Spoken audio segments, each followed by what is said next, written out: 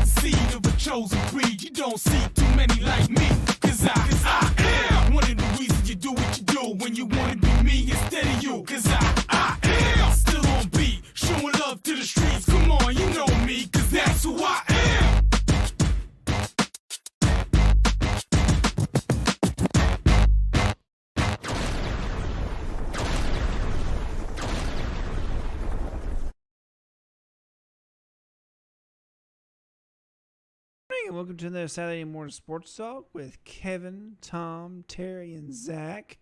I see they moved my camera, so now I'm looking up, but at least all y'all can see me. So I mean, I'm a little crooked, but then again, to be honest, who aren't nowadays? To be honest with you, I mean, we're all kind of a little crooked when it comes down to it. But anyways, welcome to another Saturday morning. Tom, why don't you get your ears on? Tell us about Shelby Heating and Air. There we goes. I'm sorry. I was. 1 second, Tom. Here we are. You up now? Yeah, I was kind of intrigued by one of these cards that Kevin gave me. Sorry, kind of got So you lost didn't hear in what that. JB just said. No, what did he say? Crooked. He said everyone here is crooked. We're all crooked in this world. That the whole everybody's crooked. He did? Yes, Yeah. he said the whole world's crooked. Okay. That's you too, That's Tom. good, He just JP. went on a diatribe about being crooked. Okay. Well, I I'm have sure no he's- idea where that came I'm sure from. he's got Well, he plenty. did because he Like, what was said he he was talking- crooked on the pitcher. Oh, Yeah, my and it camera's turned a into, little- aren't we Okay. all crooked? Everybody's So you crooked. see how I'm a little Yeah. leaning to the side. So Well, let me tell you who's not crooked. Shelby Shelby Heating. Heating and Air. Give them a call, 704-487-7877, shelbyheating.com for all your heating and air needs. And I'll tell you, Terry, we're doing renovations at Burns, and I'm out in one of those mobile units or educational chateaus. I'm sure that you have those at West Lincoln. And you don't? No, No, sir. educational chateaus at West Lincoln. Okay. No, sir. All right, well, the one I'm in, I have to use Teacher of the year. Got to use the I know, teacher of the year. Go out and, go out in the trailer They park. stuck him in a trailer. But I just want to say that Here's your award. on any given day, That's not where he was going with this, was it? on any given day, I have to use the heat and air on the same day. So when you work in North Carolina, on any given day, both your heat and air better work because you might not have to use both of them. Yeah. So give Shelby Heating and Air a call. Once again, 704-487-7877, shelbyheating.com. Put Tom in there because he could teach in any climate. That's what it is. He's such a good teacher. He can do anything. For another year and a half. Terry, well, I know the answer to this, Terry. You didn't have air conditioning in your dorms or apartments in Boone when you were there, were you? No. Did you know that in Boone they don't install? They didn't until like 2005 or 2004. That like apartments didn't come with air Oh, conditioning. yeah. I was like, what? Like, what are we doing in the summer? It's like, get a fan. Yeah, I mean, but That's what they told you. Get a fan. We go up there for a basketball camp sometimes when I was coaching and everything, and I tell the kids, in those old on the grab old gym. a fan, Yeah. grab a fan, take with you. I said, you can open the window and it's nice at nighttime. Great. Yeah. But during the day, you better have a fan. Yeah, it gets up to about, I say on a typical day, 78, 80 Yeah, degrees. something like Now that. they gave you heat. They gave you heat, but there was none of them that had. There was when I got up there. There was two dorms that they put the athletes in. Tom that had air conditioning. Yeah. During the The summer, rest of us sitting over there. during the summer, I used to like to go up there and call ball. You know, he's like, well, Boone's a little far. You want to go up there for a tournament? It's like, yeah, it'll only be about 78 Yes. degrees. Right. Yeah. It won't be 95 like it is down in Yeah, her Monroe. sweating and Right, yeah, or there's Drive an Charlotte extra somewhere. 25 yeah, minutes for I'll a- drive that extra 25 minutes. I can deal with that. Not to sweat to death. Well, good morning, everybody. Welcome to Saturday Morning Sports Talk, brought to you by Shelby Heating and Air. Also, breakfast by McDonald's here in Cherrill. Mr. Kuthan and the gang. JP's got the bag there. He does. Well, it was full of biscuits. It's got a couple biscuits still in it. JP, what's still in the bag that you have in there? Well, my 2 sausage burritos, and they gave us an extra McMuffin this morning. Extra McMuffin. Yeah, extra sausage. I might Well, actually have the well, McMuffin. if Shannon Allen's listening this morning, we're going to rip apart his picks here in a little bit. Shannon, I've got an extra biscuit for you, too, if you just want to drive on up here, and we'll just defend your picks and give you a biscuit. We'll save that for a little bit if you do. We're going to give away some Charlotte Hornet tickets today, so stay tuned for that for you Hornets fans out there. Got some Bulls tickets, Charlotte Hornets and the Chicago Bulls. Not next Thursday, Thursday the 26th. We're going to be talking about the college football national championships and more, and things like that. Tom's favorite guy, Nick Saban, all over the national championships. That was kind of.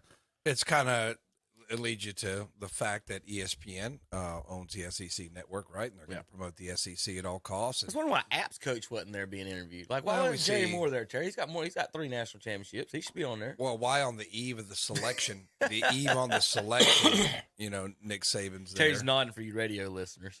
Yeah. I mean, it's so obvious. I mean, my brother was at that Ohio State-Georgia game, and what I didn't know, I just thought it was weird. There's Marvin Harrison laying out, obvious targeting call. Even Nick Saban said it was a targeting call. Are we back? It was not called. Yeah, it was called. It was reversed. So Scraping my off the brother field play football. my brother says no announcement at the game was made. No clarification of the call was made. Referees didn't go on the field after further review. Targeting is not called. Never did any of that. And then here comes Ohio State to line up and kick the field goal. And my brother thought it was the extra point. And then somehow, maybe he caught it and they ruled it a touchdown. No explanation was given at the game. My brother was at the game. So what's that tell you? That tells you that big money's involved in this thing, and ESPN can make more money if Georgia's in it than Ohio State. and that's sad. And I'm sure it would be reversed. I'm sure if it was the Big Ten contract held with ESPN, it'd be the other way around. It's just so much money's involved in this quote unquote nonprofit. I mean, it's just obvious. It just takes away from it, but it is what it is. Terry, the team that just finished third in their conference and got put into the championship is complaining and saying it was fixed for the other team to win. I didn't say it was fixed. I said the thumbs Is that on what the I just scale. heard, Terry? Is that what you just heard? The thumb's on the scale. It's different from fixing the game. But why would they put you in it to make you fix you lose it? Well, why did they put us in it? Well, you saw what happened to TCU when they played Georgia. Nobody wants to watch that. Now, that's a different argument. We'll talk about that here in a few minutes. Will. NASCAR is up in a couple weeks. Terry, big news this week. Did you see Jimmy Johnson's cars?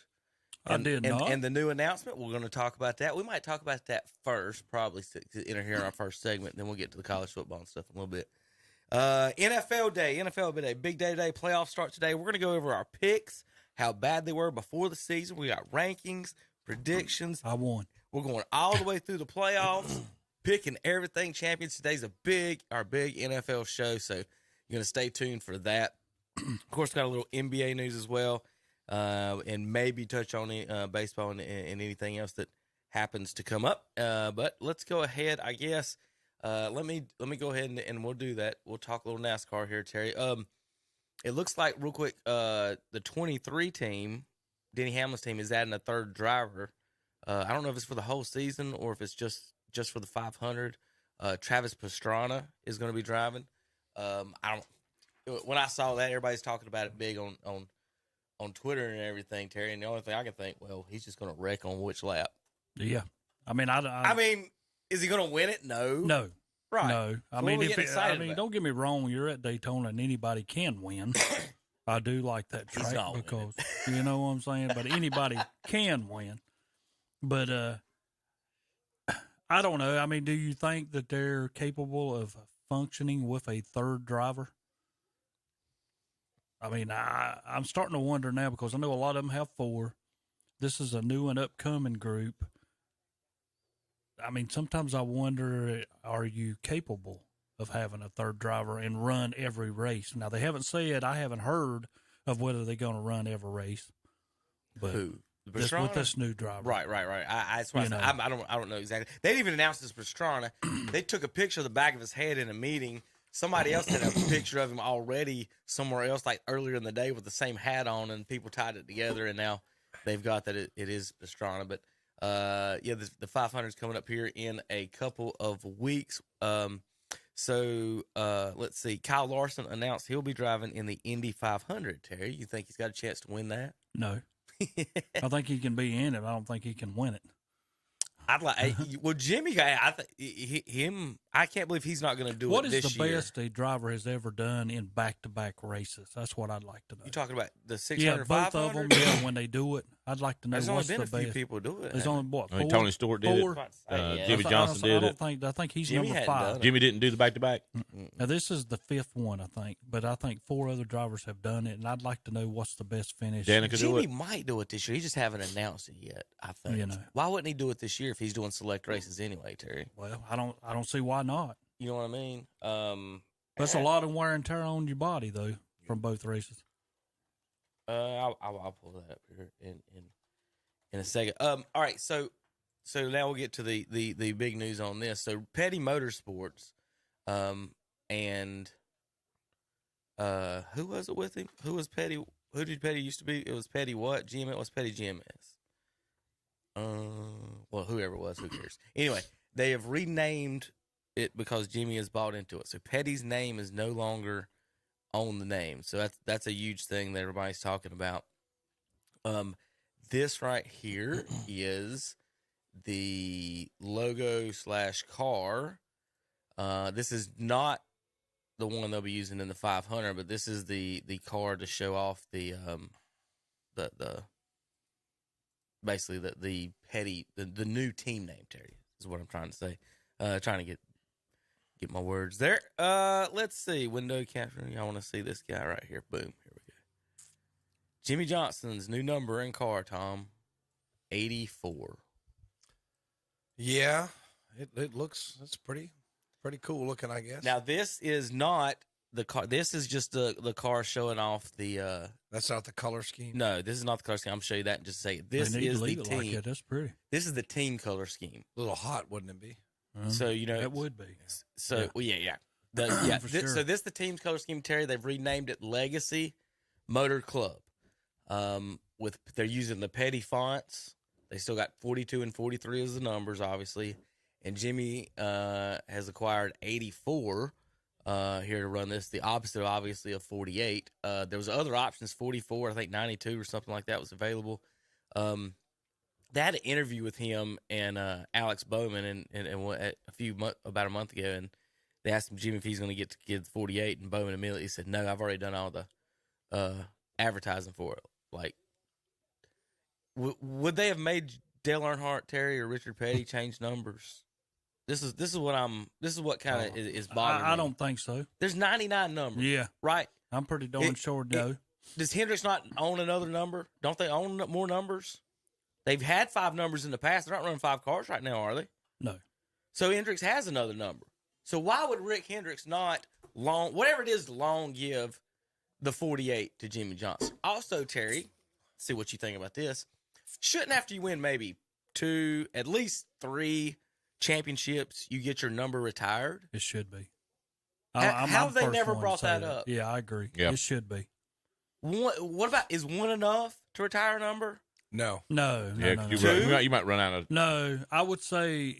Let me look up the 2-time champion so make sure we're go over the list. I would say at least 2, 4. 4 or 5. 4, yeah, somewhere in that range. But you could get lucky for 4 years, or depends on who you're driving for.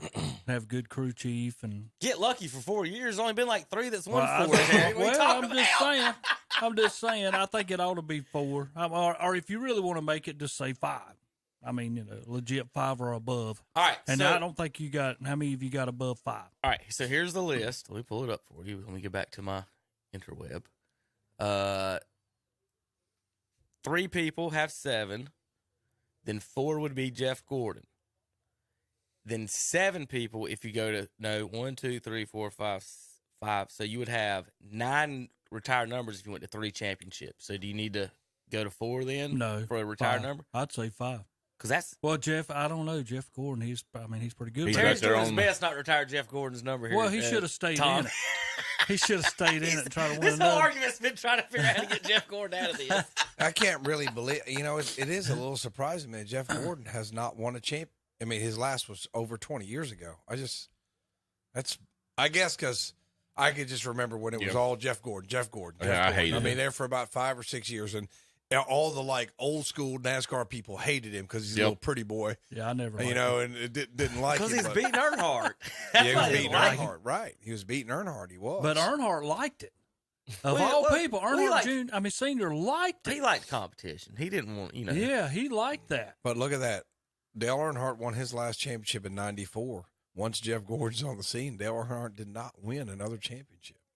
Right. That's why they don't like him. Yep. They did not win another championship. There's Jimmy, who won a ton, and then it's like Jordan showing up, Tom, and Larry Bird's at the end of Bird's career and shut it out. Oh yeah, or Isaiah, whichever one. However you want to work. DW won 3. Everybody forgets about that. Well, that's what I'm saying. If you're doing, I don't know about 3, Terry. I can't do 3. That's 9 numbers. I can't do 3. You're going to run out of numbers at some point. Yeah, I can't do 3. But here's the other argument then. Though, Terry, how many cars are on the track? Yeah, there's 4. Well, 35? They used to be 43. Now you got about 36, 37. Well, let's say NASCAR does this. Let's say we got 50 numbers that we can run with. You still have 49 other numbers that you can retire. So if we do retire 9, you still got 40 other numbers the drivers could use. So this is what's confusing for some of these NASCAR fans. Would they have made Richard Petty drive it in another number, or would they have talked about it? Would they have done, you changing teams and everything? But there's just some point of winning championship. For all you think of Kyle Busch, how many championships he got? He's got 2. He's got 2. Like, he had to change numbers. We're talking about 7-time champion Jimmy Johnson here. Like, this isn't. Yeah, that's the reason I said you go 5 or above, then you've only retired 3 numbers, and those numbers will always be remembered. Now, if I sat here and I come down through here, like if I know Richard Petty, I know Dale Earnhardt, and I know Jimmy Johnson's number, I know Jeff Gordon's number, but I don't remember, well, Lee Petty. He's 42. Yeah, well, that's what I'm saying. Yeah. And Or the- David or Pearson, the Cale 44. Yarborough. Yeah, I would at least say Yarborough 5. was 6, right? Then you've only retired 3. I need to turn it down a little bit. Yarborough was 6, right? Well, Terry? Good question. I'm not. There's I'm an gonna sit here 11, and say, yeah. a 28, and a 98, Yeah. so I was wrong. Which one was 6? Pearson? Dad knows. Pearson got a 3, a 17, a 21. I'm just Yeah, and I missing always on all remember these. David Pearson in the 21. Darryl all the Waltrip time. with 11. with the 88, the 11. I remember him, of course, in the 17 and the Tide. That's what I remember. Yeah. And they always said Darryl Waltrip would have won more championships if he would have just drove the car. Like he was always wanting to meddle with the setup and the pit crew and all that. And if he would have just like left that alone, I guess just a bit of a control freak. Of course, Tony Yeah. Stewart 20, but he killed somebody, so he's disqualified. Jeff Gordon 24. I mean, How top, did he get away with that? Who is this? Tony I said Stewart. Tony Stewart. Oh, The- yeah. The top 4, Terry, you know their numbers when you say their name. Yeah. Easy. I mean, I would definitely say the top 4 need their numbers retired, and then the next we can have an argument about 3-time champions, but I don't know about 3 times. So, I mean, do you want to if Logano wins the next one, do you want to go retire his number? No. That's why you can't not say Jeff Gordon, Terry. Get out for that.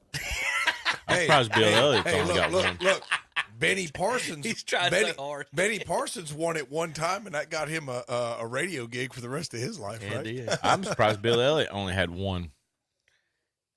He only won one championship. Yeah, he's right down there, right below Benny Parsons. All right. Well.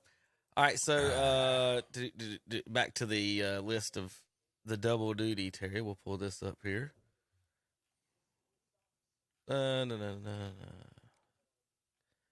Double duty history. 1994, John Andretti. 95, Davy Jones. 96, nobody. Robbie Gordon in 97. 99, Tony Stewart. Robbie Gordon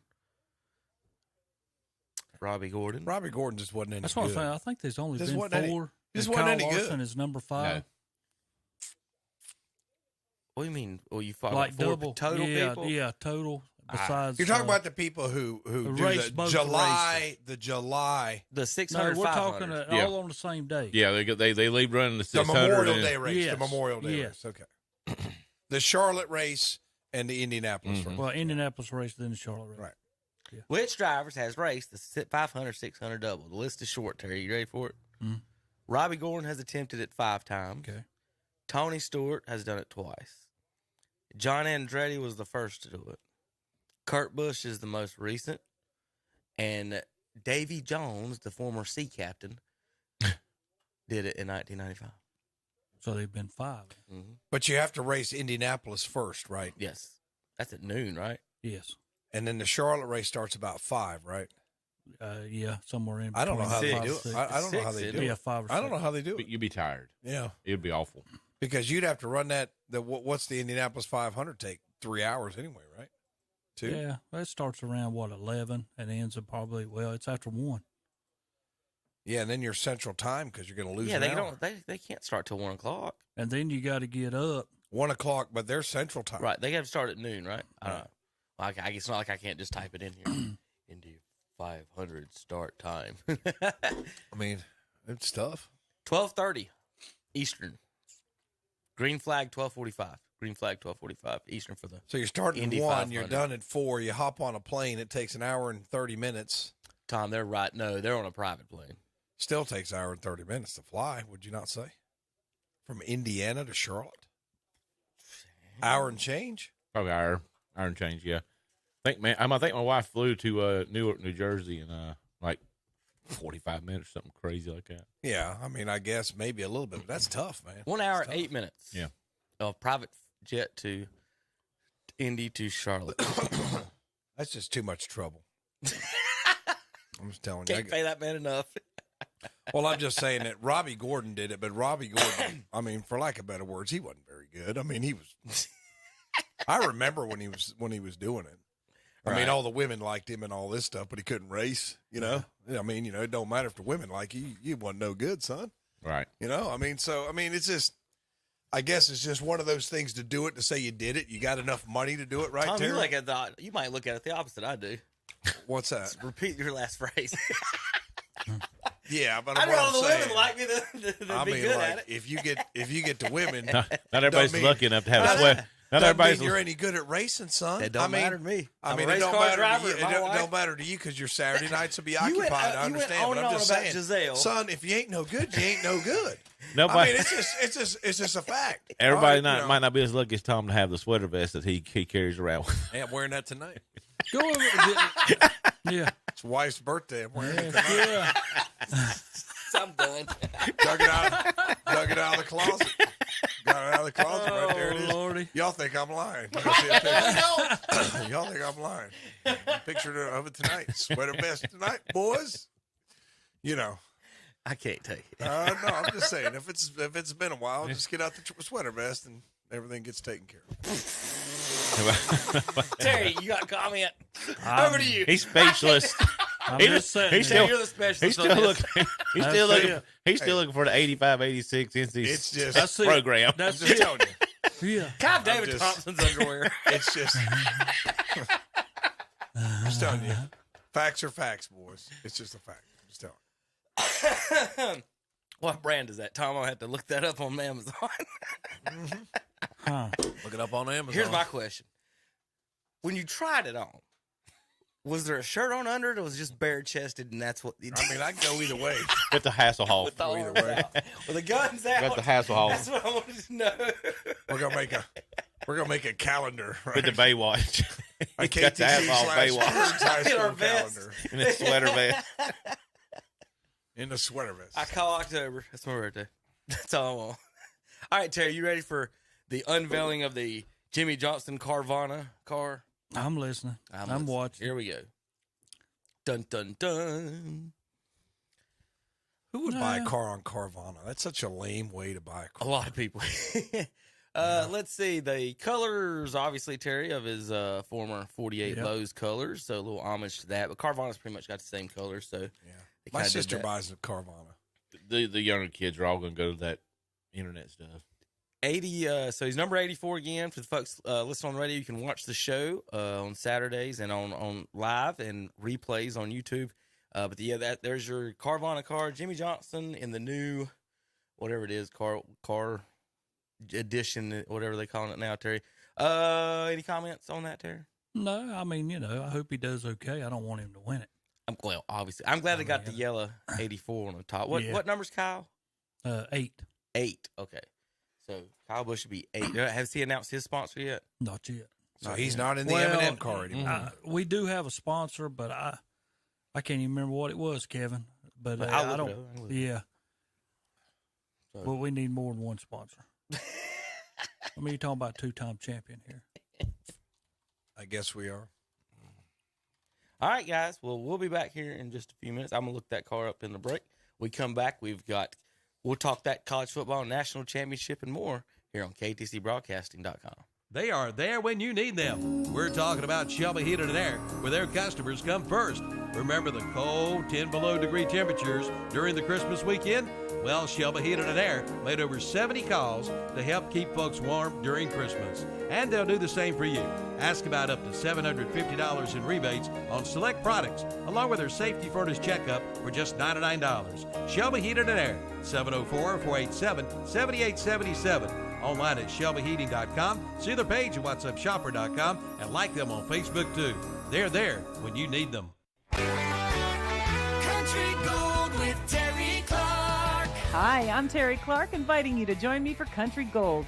Each week, we play your favorites from the 80s and 90s and check in with the stars who made them. Don't miss out on the fun. Join Terry Clark every Thursday afternoon at 1 o'clock on Carolina Country WCSL, 92.9 FM, 1590 AM, and online at KTCBroadcasting.com. Since 1984, Carfair Auto Sales in Gastonia has been a family-run car dealership, providing clean, quality used cars for their customers. And that tradition continues today. You can buy here, pay here at Carfair Auto Sales.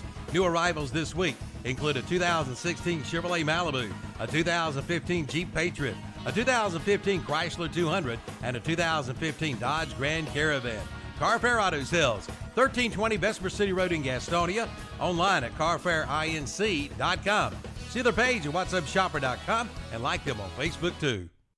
Bella Ward of North Lincoln High School is this month's McDonald's KTC Broadcasting WhatsUpShopper.com Scholar Athlete of the Month. Bella is a junior at North Lincoln High School.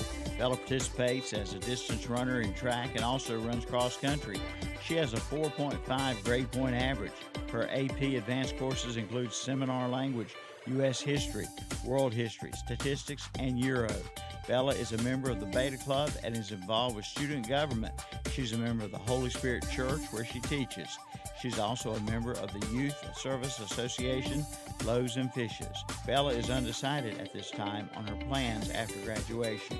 The McDonald's KTC Broadcasting WhatsUpShopper.com Scholar Athlete Award is to recognize a student athlete not only for accomplishments in athletics, but also for overall achievements in the classroom and for overall school and community citizenship. The Big Truck has unloaded a big new shipment of reclining living room furniture at Kurt's Premium Outlet in East Ridge Mall in Gastonia. All colors, all kinds to choose from. And Kurt's Premium Outlet has the largest selection of lift chairs in this area. And with Valentine's coming, see their new line of vanities. And they have both Valentine and Easter decorations, including Easter eggs and baskets. Check it all out today at Kurt's Premium Outlet in East Ridge Mall on North New Hope Road in Gastonia, open Tuesday through Sunday, and like them on Facebook too. Everyone at Jumpin' Jed's in downtown Fallston want to take this time and say thank you for your business in 2022. And they're looking forward to seeing you in 2023. Jumpin' Jed's will again be bringing you many one-of-a-kind items, including Amish products and Billy Jacob prints, plus braided rugs, metal art, woodwork, pottery, jewelry, and yes, my favorite, ice cream. Jumpin' Jed's will be closed January 9th through the 14th to restock the store and get ready for spring. Jumpin' Jed's in downtown Fallston, right across from the Stamey Event Center. Like them on Facebook too. And we're back on Saturday Morning Sports Talk with Kevin and the gang. They were talking, I think, NASCAR about cars, but I don't know we talk about cars, NASCARs. Kevin Harvick is retiring, and then we did pull up Kyle Busch's Cheddar's and Alsco sponsors. Yeah. Terry likes the Alsco sponsor a little bit better. Once again, JP's all over it. But don't forget, Shelby Heating and Air bringing you Saturday Morning Sports Talk. Give them a call, 704-487-7877 for your heating and air needs. Shelby Heating and Air. JP, how's that biscuit this morning? What'd you eat? You had burritos, didn't you? Yeah, I haven't eaten them yet. Oh, yeah, you like all your food cold. Yeah, after No, I don't like it cold. I just can't because of the way my stomach is. Why don't you wake up earlier? Didn't your stomach be all right by this time? Or, do some exercise or something. Yeah. JP? You got to wake your stomach up. JP, when you get in the car, man? When you get in the car? When you get some wheels? Tom, he's already got. Yeah, my car's already. Car's already has. Oh, he's got a car. Really? Okay, I hear cool. you, buddy. Yeah. Cool. Where'd you get it? Buick GMC in Gaffney. All right. South Carolina. So you went down to South Carolina. Okay. Well, they had the car I wanted. Okay. Good. Well, I'm glad you're rolling again. It'd been a good many weeks. Yeah. Well, JP's rolling again. He's rolling again. Yeah. In a roller. He's rolling in a roller. A Corolla. Yeah. He's rolling in a roller, Tom. You be careful on that thing this time, JP. Yeah, I am. Be careful. In fact, Tom, watch this. I got something for you. JP, for the ladies out there, just want you to know, we got you. Let's see. Here we go. All right, JP. Just so they know, you ladies out there see this car creeping. There he is. Oh, there it is. There he is. Sitting out front right now. All right. JP, looking good over there. Yeah, he is. What color is that? Is that grayish? That charcoal gray? Yeah, charcoal gray. What year is it? 2014. All right. So I do got one comment, and I know you guys will probably understand. I hate the car colors nowadays. It's the most grim thing you've ever seen. Go by any car lot, not like a lot of used lots got some color, but go any like new or just go to any bike parking lot. Look at a next restaurant you go into, guys, and count: gray, white, black, gray, white, black, gray, white, black. 90% of the cars are gray, white, or black now. Okay. There'll be a couple of burgundies in there, that dark red, and then but almost or the dark blue. But there's no shiny colors anymore in the cars and trucks. You can't buy anything new, and it's almost depressing driving around looking at all these cars are just gray, white, black, gray, white, black, gray, white, black. Drives me nuts. But y'all remember cars back in 60s, 70s, 80s? Everything was candy apple flashy. red. Yeah, red, blue. The blues. There's 2 or 3 different blues you Orange. can get. Orange trucks, orange Datsun trucks. Yep. Yeah, I don't know if have y'all noticed that as well. It's just the cars are just bland like that. I guess I haven't paid a whole lot of attention to it. All right. I guess my Mustang is burgundy. I like that. My BMW is blue. And my truck is kind of like, I don't know even what you call my truck. It's champagne type color, whatever it is. So, yeah, I guess that all my cars are close to 20 years old, though. So I guess So they all got colors in them. Yeah.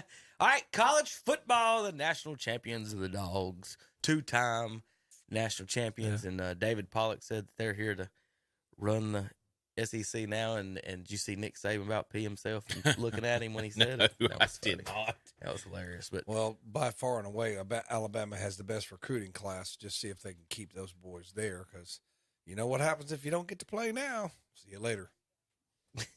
See, every day it pops up on my phone, somebody else transferring out of Ohio State. How long did y'all watch it? I watched 2 plays of the game. There you go. I don't watch it because I was coaching basketball. I wouldn't have been watching it anyway. I'm not watching a game that the outcome has already been engineered in the previous games, but that's bull crap. It's not watching it. Bull crap. Not watching it. No. Yeah. You let a kid get taken out on a dirty play, and then no. So here's Nick Saban's face. Even people, the internet's awesome. They froze it when Nick Pollock said Georgia was running the SEC. About time for Nick to give it Sitting right next to Nick Saban. What do you think about that, Tom? Little Nicky. I believe Pollock would just curb stomp little Nicky anyway. So I wish he would. That would be awesome. That would be great to be on the internet. But I will say, at least I agree with him when he did call out the bad call in the game. But in all seriousness, Alabama, if you look at the recruiting rankings, the number of 5 stars. Will you be talking about this next week? I will. Okay. I will. It's a talk show. People talk on a talk show, okay? But I will say, if you're looking at the recruiting class, if he can keep him there, old Dave better watch what he's saying there, old Nick. All I did is I was reffing. I looked over at the guy and I said, "Can you check the score?" He pulls up 24/7. I said, "Okay." Go home. I turn on television. It's 38-7. You got it about the same time I did. Me and Kevin left the practice, and I was driving down road and pulled it up when I got down to Trine School, and it was 24/7. Something like that. And all I did was send out a tweet saying, "Tom." It was second quarter. Yeah, all y'all got what you wanted. That'd be a text, not a tweet. That's all I can say. Oh, got what you wanted, a blowout for the national championship. Tweets are on Twitter. Texts or messages sent on. All right, so not being a college football fan, being on Twitter, listening to all the college football arguments, seeing the text or what Terry calls tweets from Shannon and himself. Tom, I know, whatever side you're on, I know you can agree with me, is that to talk about anything of college football, there's like 9 different arguments you're having at once. Yeah. So you're talking about who's deserving to be in this game, who's deserving to be in the playoffs. TCU did not deserve to who be should have been in the playoff, blah, blah, blah. You know what I mean? Like, so we've already had all these arguments on who deserves, who earned the right to be there and all that. So the questions, that's what I'm saying is that, like, there's different questions and everything. So for you to say TCU didn't deserve to be in that game, by beating Michigan, they did. But did they deserve to be in the Michigan game? That's a different question. See what I'm saying? They did not. Well, let's put Kansas State in there. They only got beat by about 35. Let's put Clemson in there. They got beat by 30. Now, that's the other things. If you're arguing about what would have been a better game, now we're back to the old the eye test in college football. Right. Yeah. Because if that's what we're arguing, this kid, I like this team better than this team. Nick Saban is better than this, and that's going to get you Alabama in there every year. And that throws, even if you do it that way, and that's the way non-college football fans hate the sport. But That's a lot of people argue. That's what I mean. There's so many arguments to all of this about what to do about it. Again, and I didn't send it to Terry at the time, but Terry, you made the point earlier about this is what you get. But there's blowouts and championships. True. Yeah, they can be. But but this game was over as soon as it started. Yeah. I mean, Georgia was a lot more physical, a lot more coached. Did you have any problems with this blowout? Did I have any? What's that? What's that? Well, that's a different story there. I mean, if I am the team, with that blowout. Yeah, if I am for the folks team, on the that's radio, who you're pulling for. I've pulled up a newspaper article from the Dallas Morning News. Says blowout, 1993 Dallas Cowboys crush the Buffalo Bills 52-17 in the Super Bowl. The first time we ever did all this. I mean, Now this is back in the day. There used to be blowouts until the NFL really stuck to. We're going to start fixing these games really hard, and we haven't had too many blowouts in the last 25 years. Yeah, we had if you've noticed, but we've had a few, but not many. But again, Terry, so for the folks saying, "Hey, this is what you get at the championship," this is not what we want to see. Right? It might not be what you want to see, but these are the teams based on the rules given that earn the right to be there.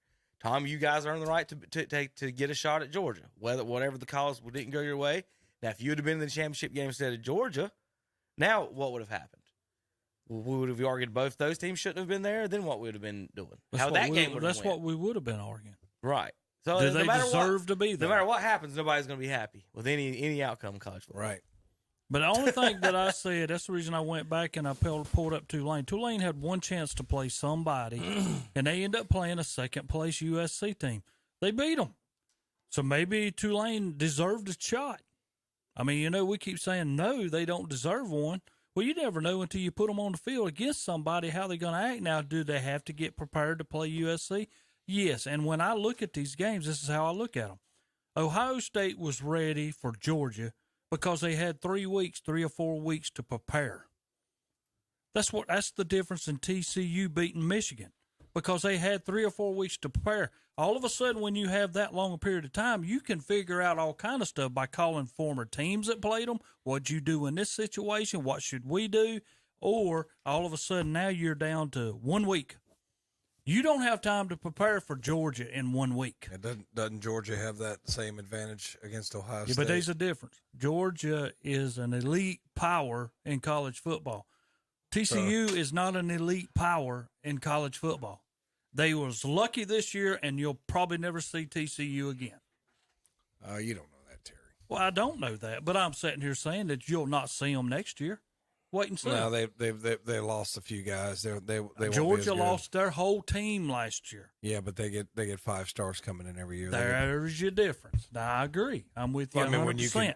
when you get 10 number 1 draft picks every year, because you got a coach that can give them the line they want to hear. But I'm the first one. The reason those 2 other games was so close, even though it was Big Ten, which they choked again. But anyway. Yeah, they choked after they let them take out our best receiver, and no explanation of the call. Tom, did you win a game? No. Okay, have a good day. Yeah, whatever. But after that week. Give up 40 points, you complain about a targeting call. No, I'm saying that's not the only thing that happened, but we had a chance to go up 3 scores, see, Kevin, because we'd had first down on 2-yard line. You forget that, too. No, I don't forget anything because I have no idea about anything about that game. I'm just saying, Terry. I'm just saying, if you have 3 or 4 weeks, I can prepare for you in and out. I can know your every move. I had a conversation with a guy first of the week. He's working the route with me, and he was like, man, I just think Alabama should have been in it. And I said, I don't. And he was like, why? And I was like, they win the conference championships. We went over the conference championship. I said, put all the conference champions in it with 12 teams. And then go from there. And he said, that's not a bad idea. I said, kind of the conversation we had, they deserved it. And then you go to, is that fair? Well, if we looked into the NFL, would anybody think that the Jaguars need to be in with their record? But they won the conference championship and they get a home game. So their record might not, and they might not be the best matchup or eye test for everybody, but Jacksonville deserved it. They're in. I sort of agree with the NFL there. I agree with them. You're the conference champion. I disagree with them giving them the home game. I think the team with a better record should get the home. What? Because here's why not, Tom. Alabama plays Tulane in Week 10. Who you guys play in Week 10? We're talking about the NFL. Oh. No, I was saying that the Jaguars, we was talking about eye test and winning the conference championship. Conference championship always gets you a home game. Yeah, but you're 8-9, and then a team who's like 11-6 has to come. Win your division. And that's why I say I think if your division's crappy, I think it's well. And I know there's times where the lower teams come up and they've won the thing. So. They might. I mean, Jacksonville might get hot and win some games. How do we get on Jacksonville? I did. I was saying I like the conference champions getting in. I was using that as an example for the college football conference champions. Only conference champions to win the conference and win their bowl games. Georgia, Tulane, Troy, and the Ohio Bobcats. So maybe that's only 4 of the 12. That's your top 4. Think about this, guys. And remember, we'll argue who looks the best, who's the best team. You'll have an argument whether the third best SEC team should be in over the second best SEC, right. The team that beat them and knocked them out. Well, the fourth, Alabama's fourth this year. Tennessee's ahead of them, right? Yeah. So Alabama, you got somebody arguing the fourth place team. So, but then you got to turn around and then only 4 of those conference champions even won their bowl game. I mean, maybe it's a little bit more wild. But you got to more understand parity than people think. You're ignoring the fact that a lot of the guys opt out. I'd like to see how many. They do. I don't care about. Well, I know you don't care, but it's a fact. I know that, but you can't sit there and sit there. Well, it's just a fact. Well, you're right. But Tom, I know, but you can't sit there and say, well, the team that won those games didn't lose any guys. They kept all their players. A lot of times the second tier teams will, because those guys are trying. This is my chance to show. Georgia had nobody. That's right. Why. Georgia had nobody. What? Opt out. No. Ohio State had one. Well, there you go. So you either got to stay with your team to finish, because you can get hurt at any time. I'm tired of hearing these guys going, "Oh, I'm not going to do this on account of my NFL career." You could get hurt at any time. You can get hurt when you go to the little old pregame training that you do for the NFL, whatever. You could get hurt then. That'd be the combine. Well, I know that, but I'm just saying you can get hurt at any time. So I'm tired of hearing guys opting out.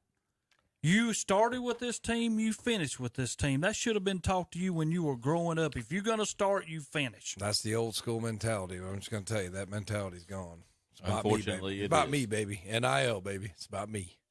That's just the way it is. It's even that in the workforce that we live in, on the lower paid guys like us. It's about me, and I'll tell you, you can see that in the workplace. It's people. When I first started, people had a team mentality, and now it seems like, what about me? What about me? What about and really, you can see that. I just think it's, I don't know what it'd be tied to. Maybe social media. My social media is all about me. Hey, look at me. It's all about me. I'm the most important person in the world. And I think that people have that mentality more so. I mean, there's always been people that had that mentality, but it just seems like it's more prevalent. Yeah, I'm with you, Tom. Yeah. That's like selfies.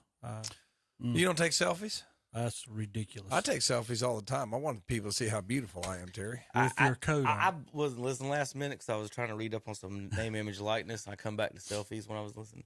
We were talking about the mentality that it's about me. It's all what I'm gonna get. What I'm gonna get hurt. I'm not doing. I'm not playing for the team anymore. Yeah, don't take one for the team. So you talk about the college players? Yeah, well, everybody in general, but college. Yeah. Them not playing is kind of weird. How even some, as far as the bowls, once you're on the team thing, I do. But like some of them, I don't even know why they talk conference championships don't even mean anything to some of these people, and so that's what's kind of weird as well. So I'm sitting here reading the name, image, likeness stuff here on Tom. This is about you, C.J. Stroud. So it hasn't declared yet. I think the deadline is very, very soon. Monday is the deadline. So basically, Ohio State is trying to outbid the NFL right now to keep him. To stay. Right. So here's where it gets it's kind of cool or weird, however you want to look at it. This affects a lot of people because the draft guys are saying only Bryce Young is the only top-tier quarterback this year.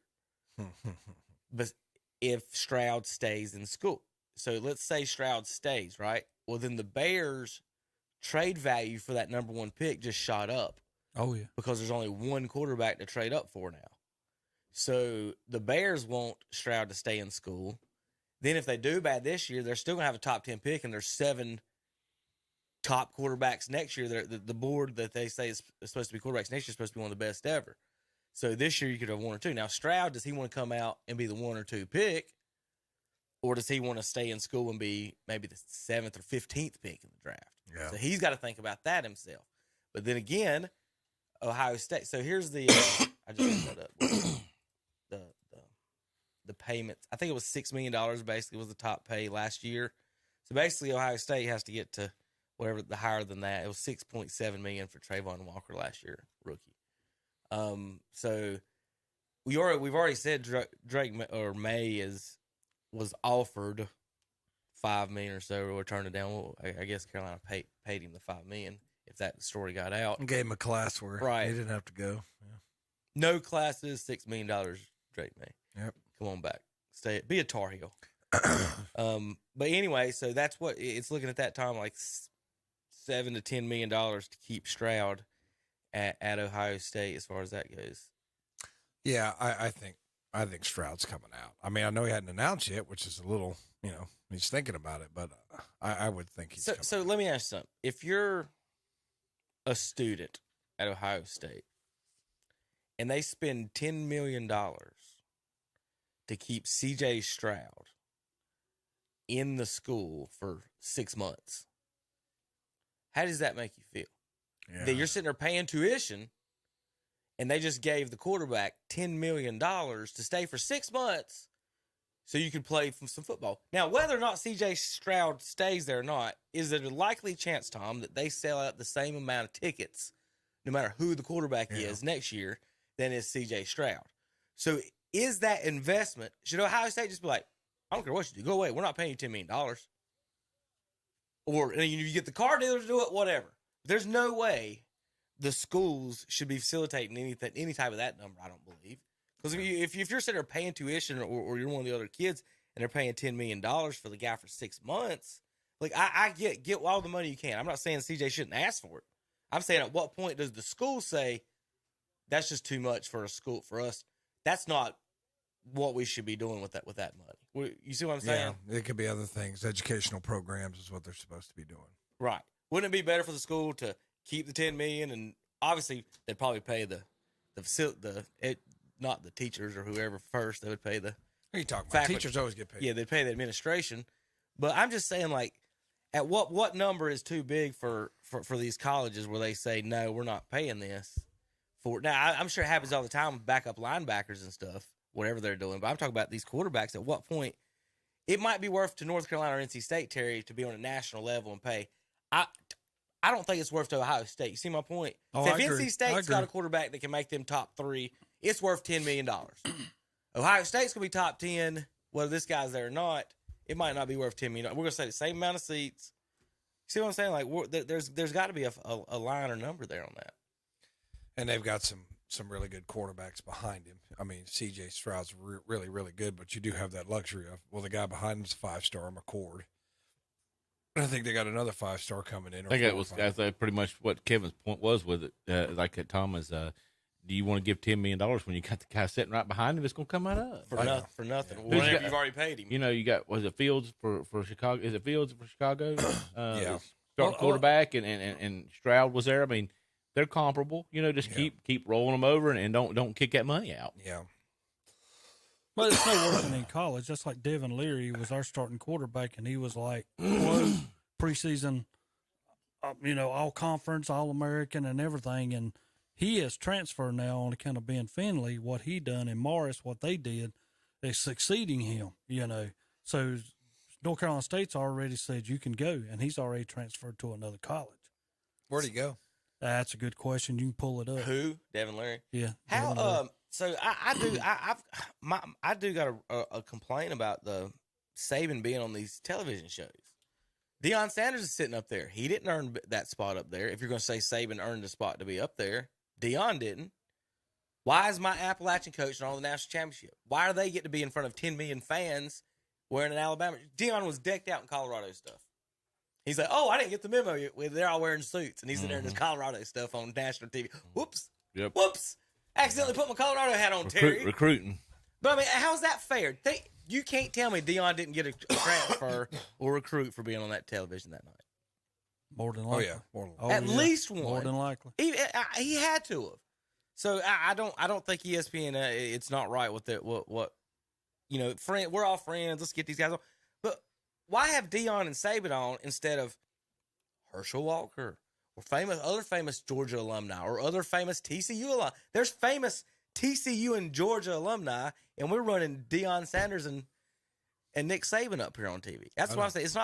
It's not fair when we're going to talk the name and then Saban name, image, and likeness ruin the game. On him. You know who's ruined football? Nick Saban. Nick Saban. I'm gonna go to Michigan State. I'm gonna go to LSU. I'm gonna go to the Dolphins. I'm gonna go to Alabama. Screw you, Nick. I mean, it's like don't try to act like can't say they can't leave when you leave everywhere you go. When Lincoln Riley lives like a thief in the night and takes his play. I mean, just get out of here with that stuff, man. I just don't.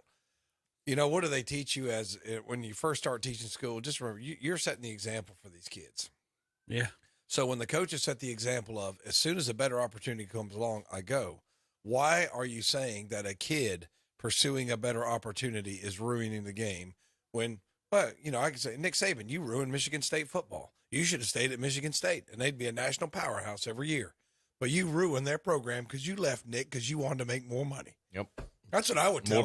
What do you got? What do you got to say to that, Nick? That's what I'd say. What do you got to say to that? Just want to hear. He'd probably have the same look he had when the guy told him that Georgia was going to run the conference. What do you got to say to when you left LSU and you went to the Miami Dolphins? What do you got to say to that? He'd probably say we sucked. Yeah, well, way too early. NCAA.com preseason football rankings. Alabama 1, Michigan 2, Ohio State 3. Clemson probably 4 or Georgia 5. 1, Alabama, Michigan 2. Yep. Alabama 3, Ohio State 4. You almost got them. Alabama 3. Ohio State is 3. Alabama 4. Where's Michigan? Penn State 5. Michigan was 2. I didn't hear Florida that. Florida State 7 in that. TCU, yeah, they're back. TCU to 10. Tennessee 12. Tom's Notre Dame. Irish at 13. Carolina's coming up in there. Clemson 14. Tar Heels at 22. Terry. Yeah, I knew that was in there. Notre Dame. We got to go to Notre Dame next year. It's going to be tough. They got like five ACC teams in the top 20. Yeah, does that mean anything? No, it does not, because we always are horrible. Yeah. There you go. State was top 10 this year. What'd that forget us? Nothing. Yeah. I think they better be looking for App. Why was they not ranked? They just got. I think App just needs to go to the ACC and get it over with. No, that'd be the worst thing ever. SEC or Big Ten. No ACC. There's already 4 teams in North Carolina. We can't recruit that. We don't want to re-recruit those. Sorry, the 4 teams. Now you're gonna make it 5 teams. Can't do that. SEC, baby. We can beat Vanderbilt every year. Guarantee it. You can probably beat Kentucky. That's where your boy's going. Leary's going to Kentucky. There you go. All right. We'll be back in a minute. JP, we got NFL Day. We got predictions that we had from the beginning of the year to make fun of, and then we've got rankings and more here on KTCBroadcasting.com. They are there when you need them. We're talking about Shelby Heating and Air, where their customers come first. Remember the cold 10 below degree temperatures during the Christmas weekend? Well, Shelby Heating and Air made over 70 calls to help keep folks warm during Christmas. And they'll do the same for you. Ask about up to $750 in rebates on select products, along with their safety furnace checkup for just $99. Shelby Heating and Air, 704-487-7877. Online at shelbyheating.com. See their page at whatsupshopper.com and like them on Facebook too. They're there when you need them. With CF Moto, you have the power to conquer more. From rocky creek beds to colossal mud pits to wooded mountainsides, CF Moto high-performance vehicles rip through the toughest terrain with ease. Outfitted with custom-designed liquid-cooled 4-stroke engines and an unmatched assortment of standard features, the CF Moto ATVs and side-by-sides do more than crush trailheads. Whether you're looking for the ultimate adrenaline rush or a heavy-duty machine, you can take on anything with CF Moto. Available at Full Throttle Power Sports, 100 Indian Walk in Laurel. It's time to go picking at Gaston Pickers in Gastonia. They are now open Wednesday through Saturday, 10 a.m. till 6 p.m. Sunday afternoons from 1 to 5. Come check it all out. 28,000 square feet of vendors with antiques, collectibles, furniture, and more. And vendor space is available by calling 704-852-7055. Check out some of the booths at whatsupshopper.com and online at gastonpickers.net. Like them on Facebook too. Gaston Pickers, 503 Long Avenue in Gastonia, or exit 19 off I-85. Congratulations to Gaston Pickers, celebrating 10 years of business. For businesses and individuals in North Carolina, United Bank is the partner who can help unite today's vision and tomorrow's greatness. They build lasting relationships and provide exceptional service. It's this commitment to people and communities they serve that sets United Bank apart. United Bank, member FDIC. Just in Time Plumbing, family owned and operated, serving Cleveland and Gaston counties. They handle bathtub and vanity installation, new home construction plumbing, commercial sinks, Renai tankless water heaters, water line and drain repairs, gas piping, Jeter services, and more. And they offer project financing. Their licensed professionals provide first-class service on time, on budget, 24/7. Call 704-600-8350 for free estimates. Just in Time Plumbing, every time. 107 South City Street in Kings Mountain. If you're concerned about personal contact, you can always use the convenient drive-through window at Medical Center Pharmacy in Cherryville. They'll take care of your prescription while you wait in the comfort of your car. Or come on in, pick up your health products, and order breakfast or lunch from the grill with some of the best sandwiches in town. The grill is open from 8 a.m. until 2:30, Monday through Friday. Medical Center Pharmacy, 607 East Academy Street in Cherryville. And we're back on Saturday Morning Sports Talk with Kevin and the gang. He's wearing a Jazz shirt. Representing my daughter's team this week. Well, we're starting up. I'll show you the other shirt here in a minute on the next break. But 7, 9-year-old Zach's little boy's on the team too. We'll start up this week on Tuesday. The Jazz. We're purple with the Carolina blue socks and numbers and stuff. So this Zach, this is what they look like. I got to get you I got to get Judah. I got Judah's size. I got to figure out what number he's going to be here. Let him choose. But we're excited about that. Judah's first year. My daughter's first year of playing. It'll be interesting. I don't think my 7 and 9-year-olds. Not sure we can win a championship, Zach, but we might be able to win a game. Win a couple of maybe 1 to 3 games. Terry, we'll see what happens. It's all about progression. It's all about letting the kids. It's about getting better from the start to the finish. We got a bunch of good kids. It's not that. It's that I know what the other teams have, and Terry. So put it this way: you heard me complain about them stealing my 2 best players, right? Yeah. So me and Zach get to practice the other night, and that team is scrimmaging another team, smoking them 16-4. They had 3 players on there that and could all dribble and all shoot. They had my 2, and then they had another kid, which I missed in the draft. You don't know who these kids are. We blind draft basically with names, so I don't. So they've got another kid who's basically pulling up from 3, and it's 16-6.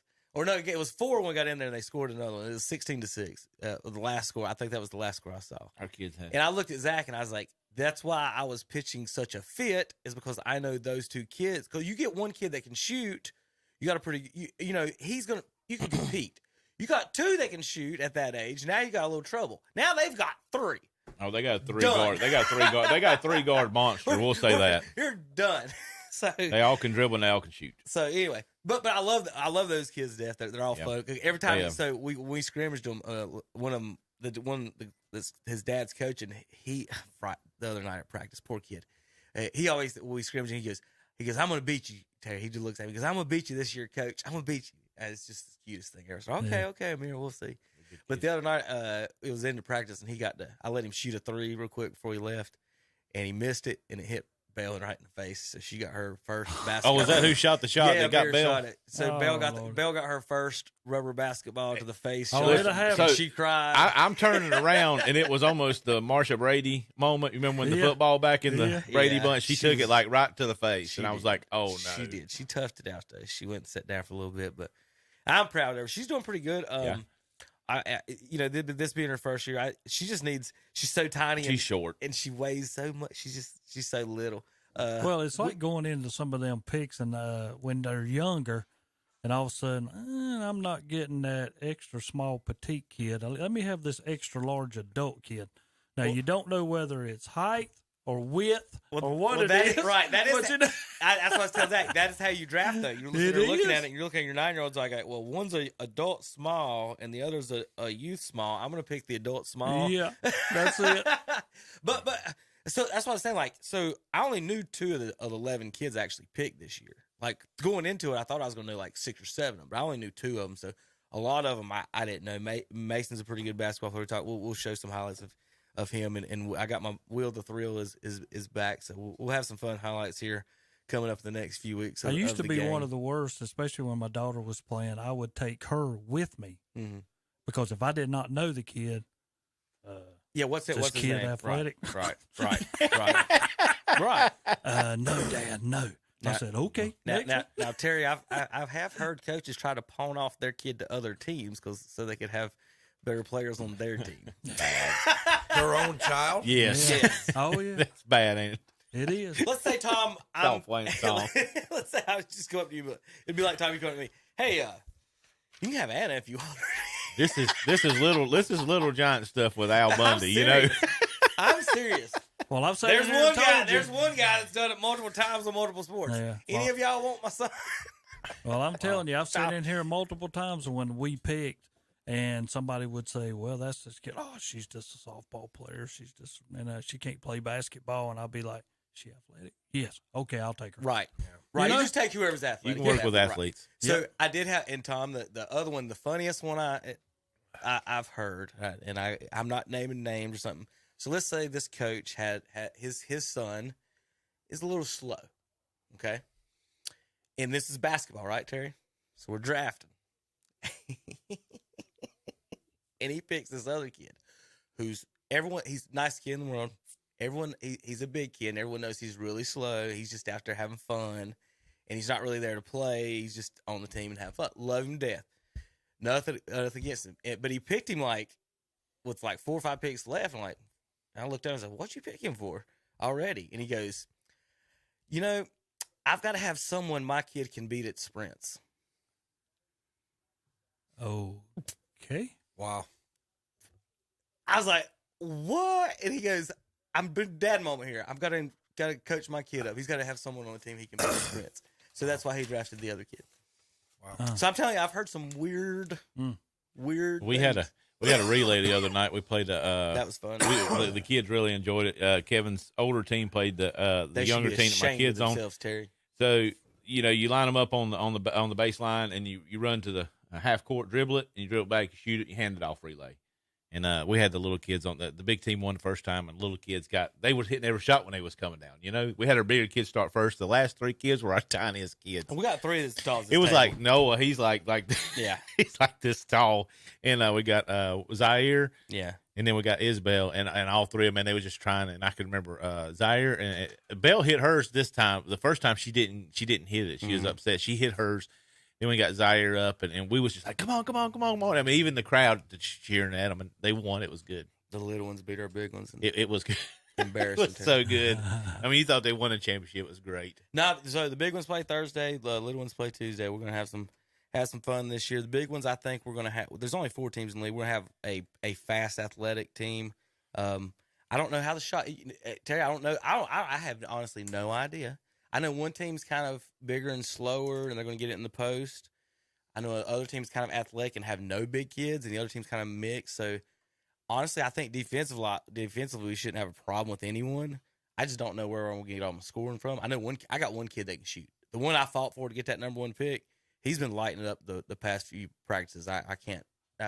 It's not like I'm not calling plays or feeding anything. When he's getting open, he's hitting it down. So I'm actually, Terry, here's my strategy.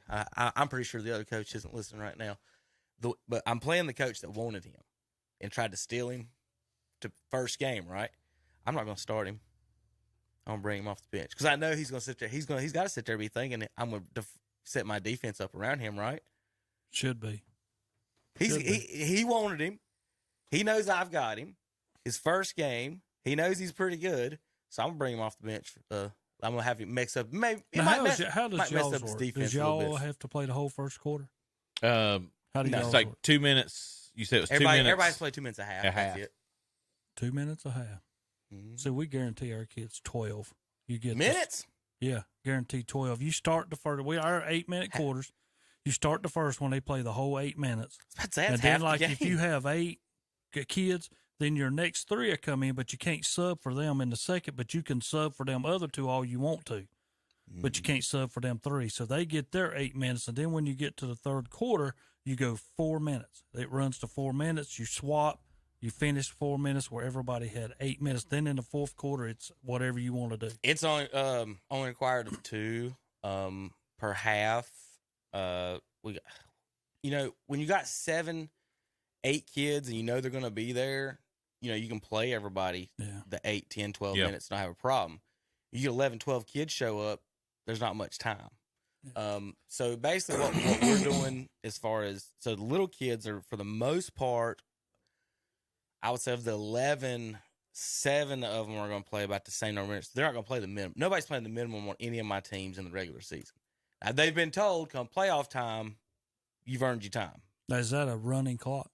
Yes. So Until the last 2 minutes. 2 minutes. That's how ours is. The last 2 minutes, you stop the clock. That's what I'm saying. It is fast. So, like, you put them out there. So, I've got to sit here and I've got to figure out my substitution patterns for the kids that can't quite get the ball to the rim and stuff like that. So, you got to work around that. You do. I was saying, my 7-year-olds, we got 4 or 5 of them that can't even get to the rim. Not in traffic. They can probably do it just standing there, but people forget in traffic and stuff. Yeah. Like even the best players can't get a lot of their shots off, and so that's what some of these parents don't get when I say your son might not score during the games this year on the You got really small 4 people ones. standing around you. Yeah. Yeah, and one thing I do like about ours, if you haven't scored all year long, the last game, those kids who have not scored score. We haven't figured that out exactly. Yeah, we let them score the last game. So ours, at I think last game you let the little ones scoot up and shoot their free throws. Even if Do we y'all have shoot free throws at halftime and stuff? Yeah. Okay, so we do that. They haven't. We've never really talked about that for the little ones, letting everybody score. My team didn't have a problem with it. My son was actually the last one to score last year. Everyone on my team got a point without me having to like draw up a player. And I didn't draw up a play until that I showed you guys last year. Last minute of the game, knowing we're going to lose the game, I drew up a play for my son, and he got fouled on it and got to go to the line. But that was the only play I had to draw up for him the whole year. So I don't know how the other teams work, Terry. Honestly, by me watching the games, I'm pretty sure the other teams didn't have their whole roster. Well, when we on our second and thirds, when we get to those at halftime, they do a pass back and forth on the free throw line, up and back down. And if you get that, you get 2 points for that if nobody drops it. And then we do 5-point shots, like first block, third block, free throw line, third block, what first in the block. world are y'all playing over No, there? no, it's not. But you got to hit 3 out of 5. We're over If here. you hit 3 out of 5, you get a point. Yeah. If you do not, if you hit all 5, you get 2 points. So it's bonus points that you can get at halftime. Gotcha. You know. All righty. Well, it's fun. I like playing and coaching the basketball honestly better than I do the baseball. The baseball people, when you play the ones that are competitive or way too competitive and take it way too seriously about it. When someone gets mad at you for walking their player when they're winning 20-3, this is stupid. Yeah. So I don't have any problem. Basketball is just fun. There's no all-stars to work, so I don't have to have parents asking me about all-stars. I don't have to have it to play in other leagues and other we teams. used It's to play just the teaching Lincoln them playing County and having Rec fun. Department. I won that a couple times. Oh, okay. But yeah, I mean, it was Lincoln County, Yeah, East Lincoln, West Lincoln, and all of us would come together and have a tournament. Yeah, Terry. For the most part, all my kids will play double the required during the regular season. So they're going to play if it's 2, they're going to all play 4 minutes and a half during the regular season. And then I done told them though, postseason you get 2 minutes. Yeah, it's all you need. Yeah. If you are now, Sorry. I've got 2 or 3 starters. They'll probably play until they get tired. And I got Albert Zach. Once I put him in, he's going to stay till he fouls out. Yeah, about 2 minutes. Yeah. I'm 100% serious with that, y'all. I got one kid. I'm going to put him in, and I'm going to leave him in until he fouls out. And I know he's going to foul out. All right. Well, we're going to do NFL in a couple of parts and bits. Well, I tell you what, while we're talking basketball, let's finish basketball, then we'll do NFL the rest of the day. So NBA real quick. Y'all got any college basketball news or notes? Real quick. No, other than Carolina struggling. College basketball? Yeah, I have a huge argument with college basketball. Sure. And this is my opinion, and a lot of people can say, well, it's not worth a crap, but it is. Can we get to it? Yeah, we are. Tom, it's my voice time right now. You usually talk quite often, so now it's mine. Can we speed this All up? right. So here we go. We got so many teams as a ranked, which right now the ACC only has 3 ranked teams. And we used to have 5. Now we're down to 3. Clemson is number 1. Yeah, I had this argument. They the other day. are not even unbeaten ranked. in the conference. 6-0. Yeah, and they are unranked. Yep. All right, I have a problem with that. Just on account of your name says I agree. Just on account of your name Yep. has Pitiful. Carolina. Just on account of your name says Virginia. Just on account of, that don't mean anything to me. Clemson's not ranked, then bash the top 25. Yep. Because you are first in the ACC. I All agree. them other teams are behind you, and you are not ranked. I seen that 2 days ago. I looked up and I said, this is ridiculous.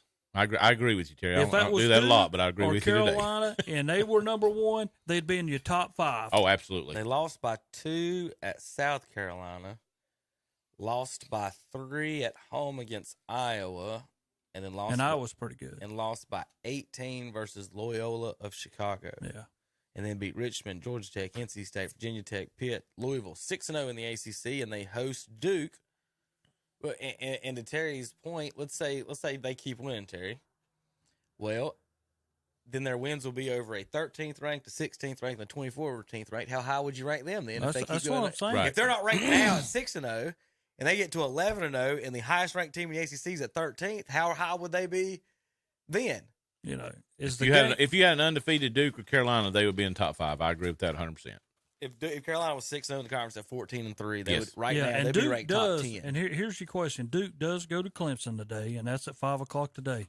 If Clemson beats them, does Duke fall out of the top 25? Yeah. No, they won't. I don't believe they will. They should. Well, yeah, you know. What is Duke 18th?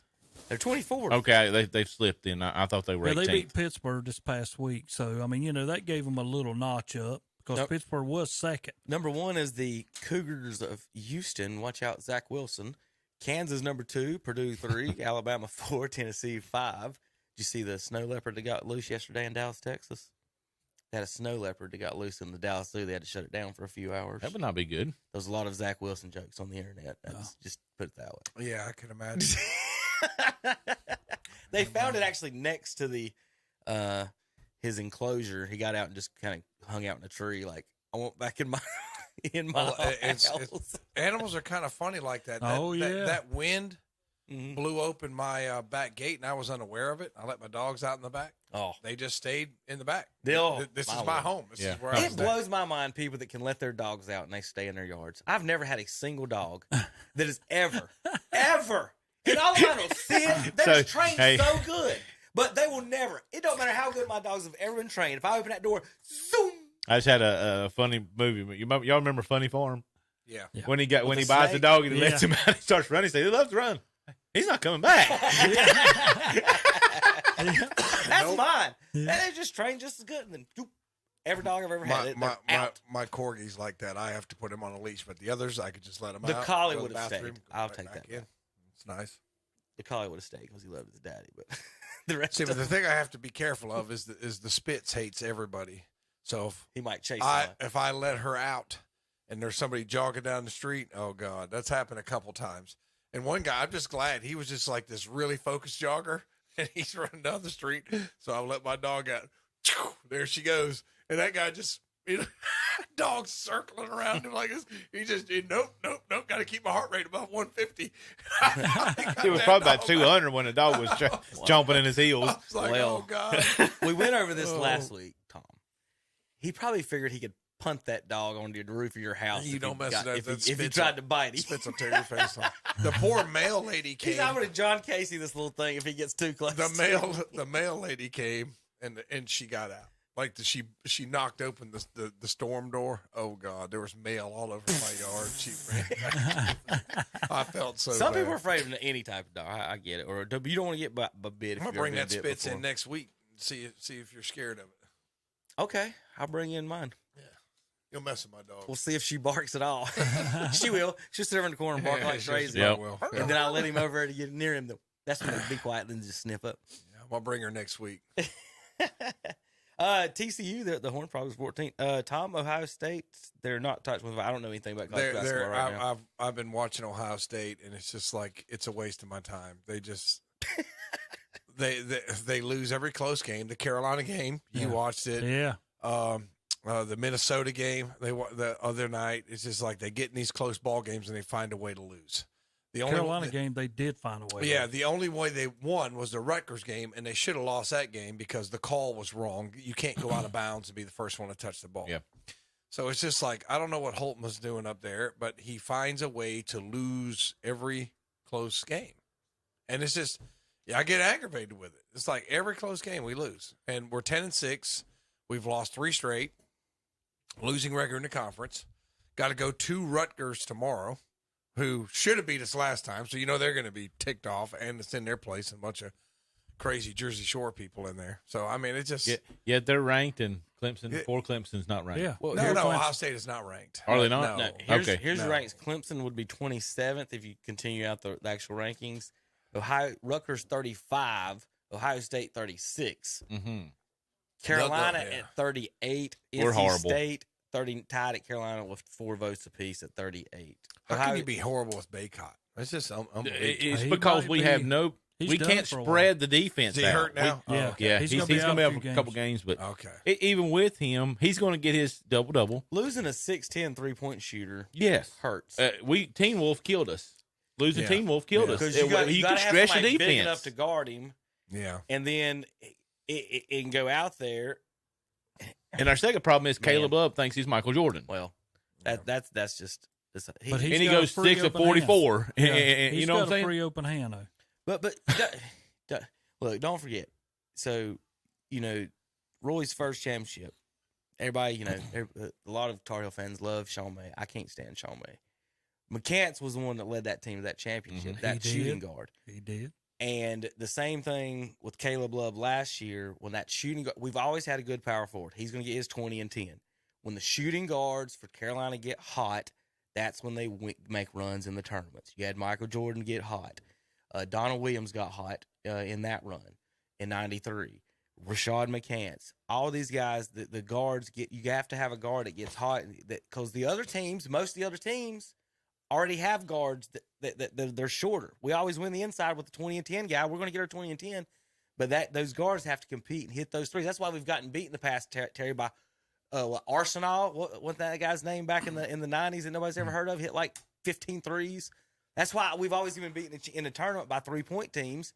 Is that our guy in Hansbrough, Jameson? You look at their still got 20 and 15, still got 20 and 10, but our guards didn't drop that 25 to match that guy getting hot, and that's always been one of their Achilles heel. So when Caleb Love don't play well, Zach, I think that's a big key for Carolina. And RJ don't never step up, and if he don't step up, they got a guy named Leaky and Puff too. So I don't know how you Trimble. Win. He's going to be decent, but he wants an open arm too. Not just ACC. Down here for the Big Ten, they got 2 ranked teams. That's it. Nobody is close game. undefeated. The other close game I couldn't think of was Purdue. They had Purdue beat.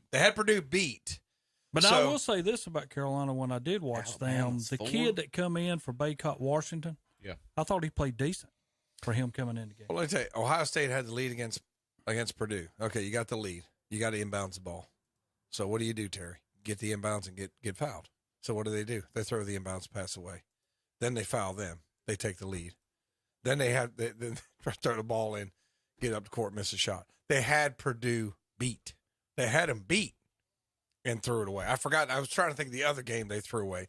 But between Carolina, Minnesota, and that Purdue game, I'm like, I'm tired of watching the end of these games. And every close game, you find a way to lose. North Carolina State the other day against Virginia Tech, we're up by 11 with 1 minute and 3 seconds. With 45 seconds, we're only up by 3. And we have got 2 of the best guards in the conference, and Smith and Joyner. I've seen but, NC State on draft boards and no Tar Heels on draft boards. So I was going to ask you that. So is that who you're talking about? The Yeah. ones you just named? I've Yeah, seen them those on guys- draft State's boards. got a good basketball team this year. Those guys are good, but at the end of the game, yeah, the ball was thrown into the corners, and Smith couldn't get out of it. Joyner couldn't get out of it, and I'm like, what are we doing? We got two of the best guards in this league. Terry, if Duke or North Carolina was ranked like in the top 3 right now, I bet they'd have 6 ACC teams ranked. Yeah, probably would. Clemson would be ranked like 15th right now if Carolina was the number 1.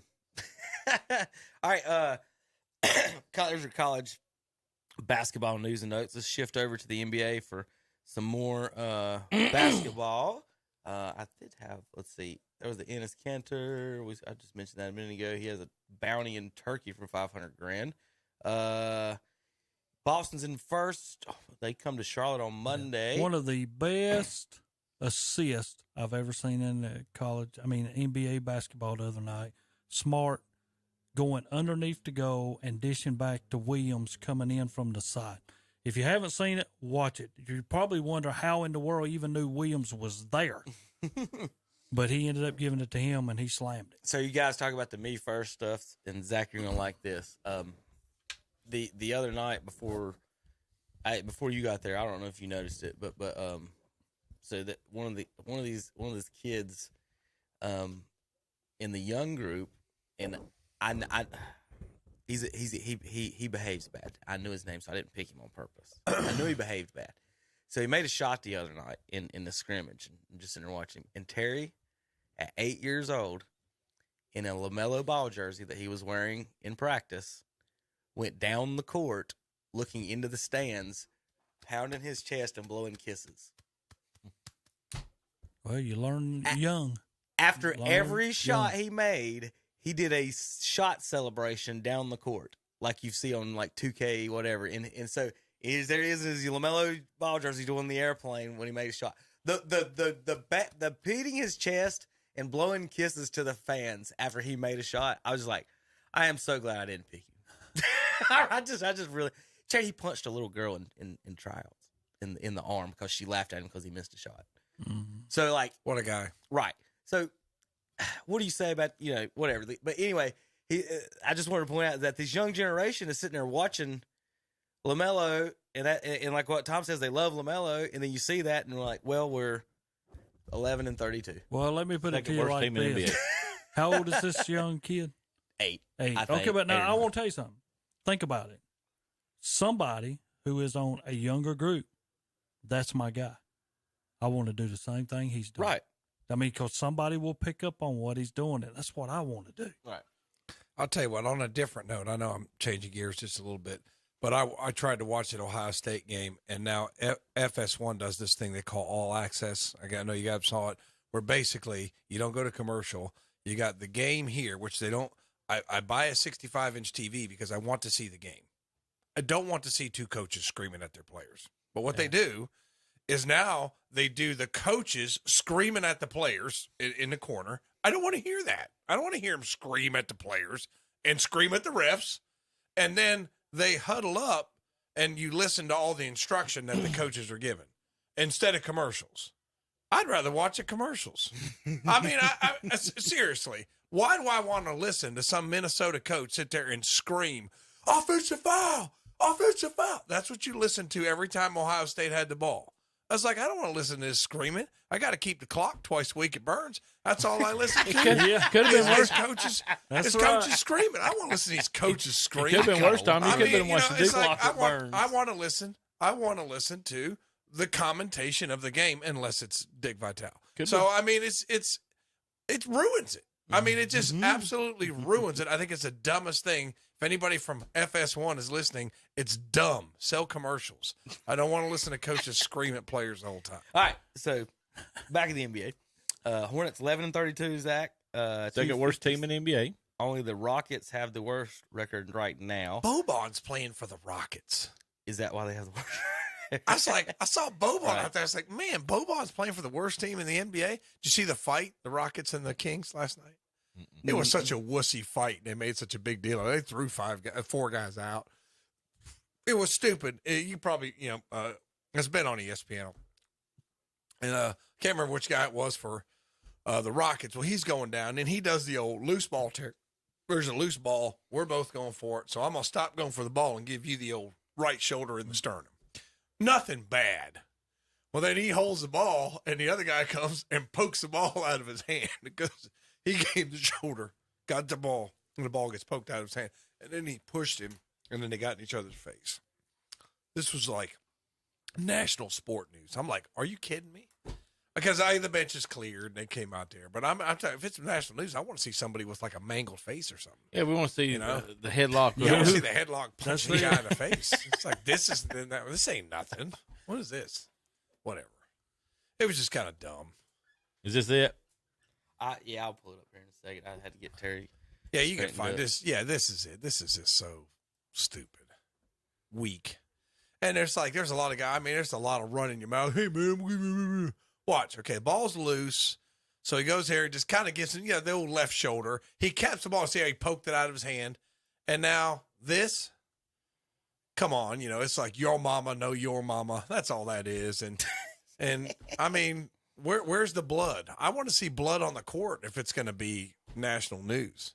This is two little whiny dudes just trying to act tough till the other players show up and break up the phone. And lucky you guys came out there. Yeah. I was getting ready to tear him up. But you have to understand, though, the Sacramento Kings are like fourth. I was about to say, Terry, I wanted to talk about that. Yeah.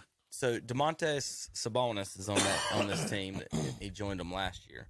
If y'all remember, we talked about Sabonis in trade rumors last year, and the Hornets were involved, and we decided not to trade for him.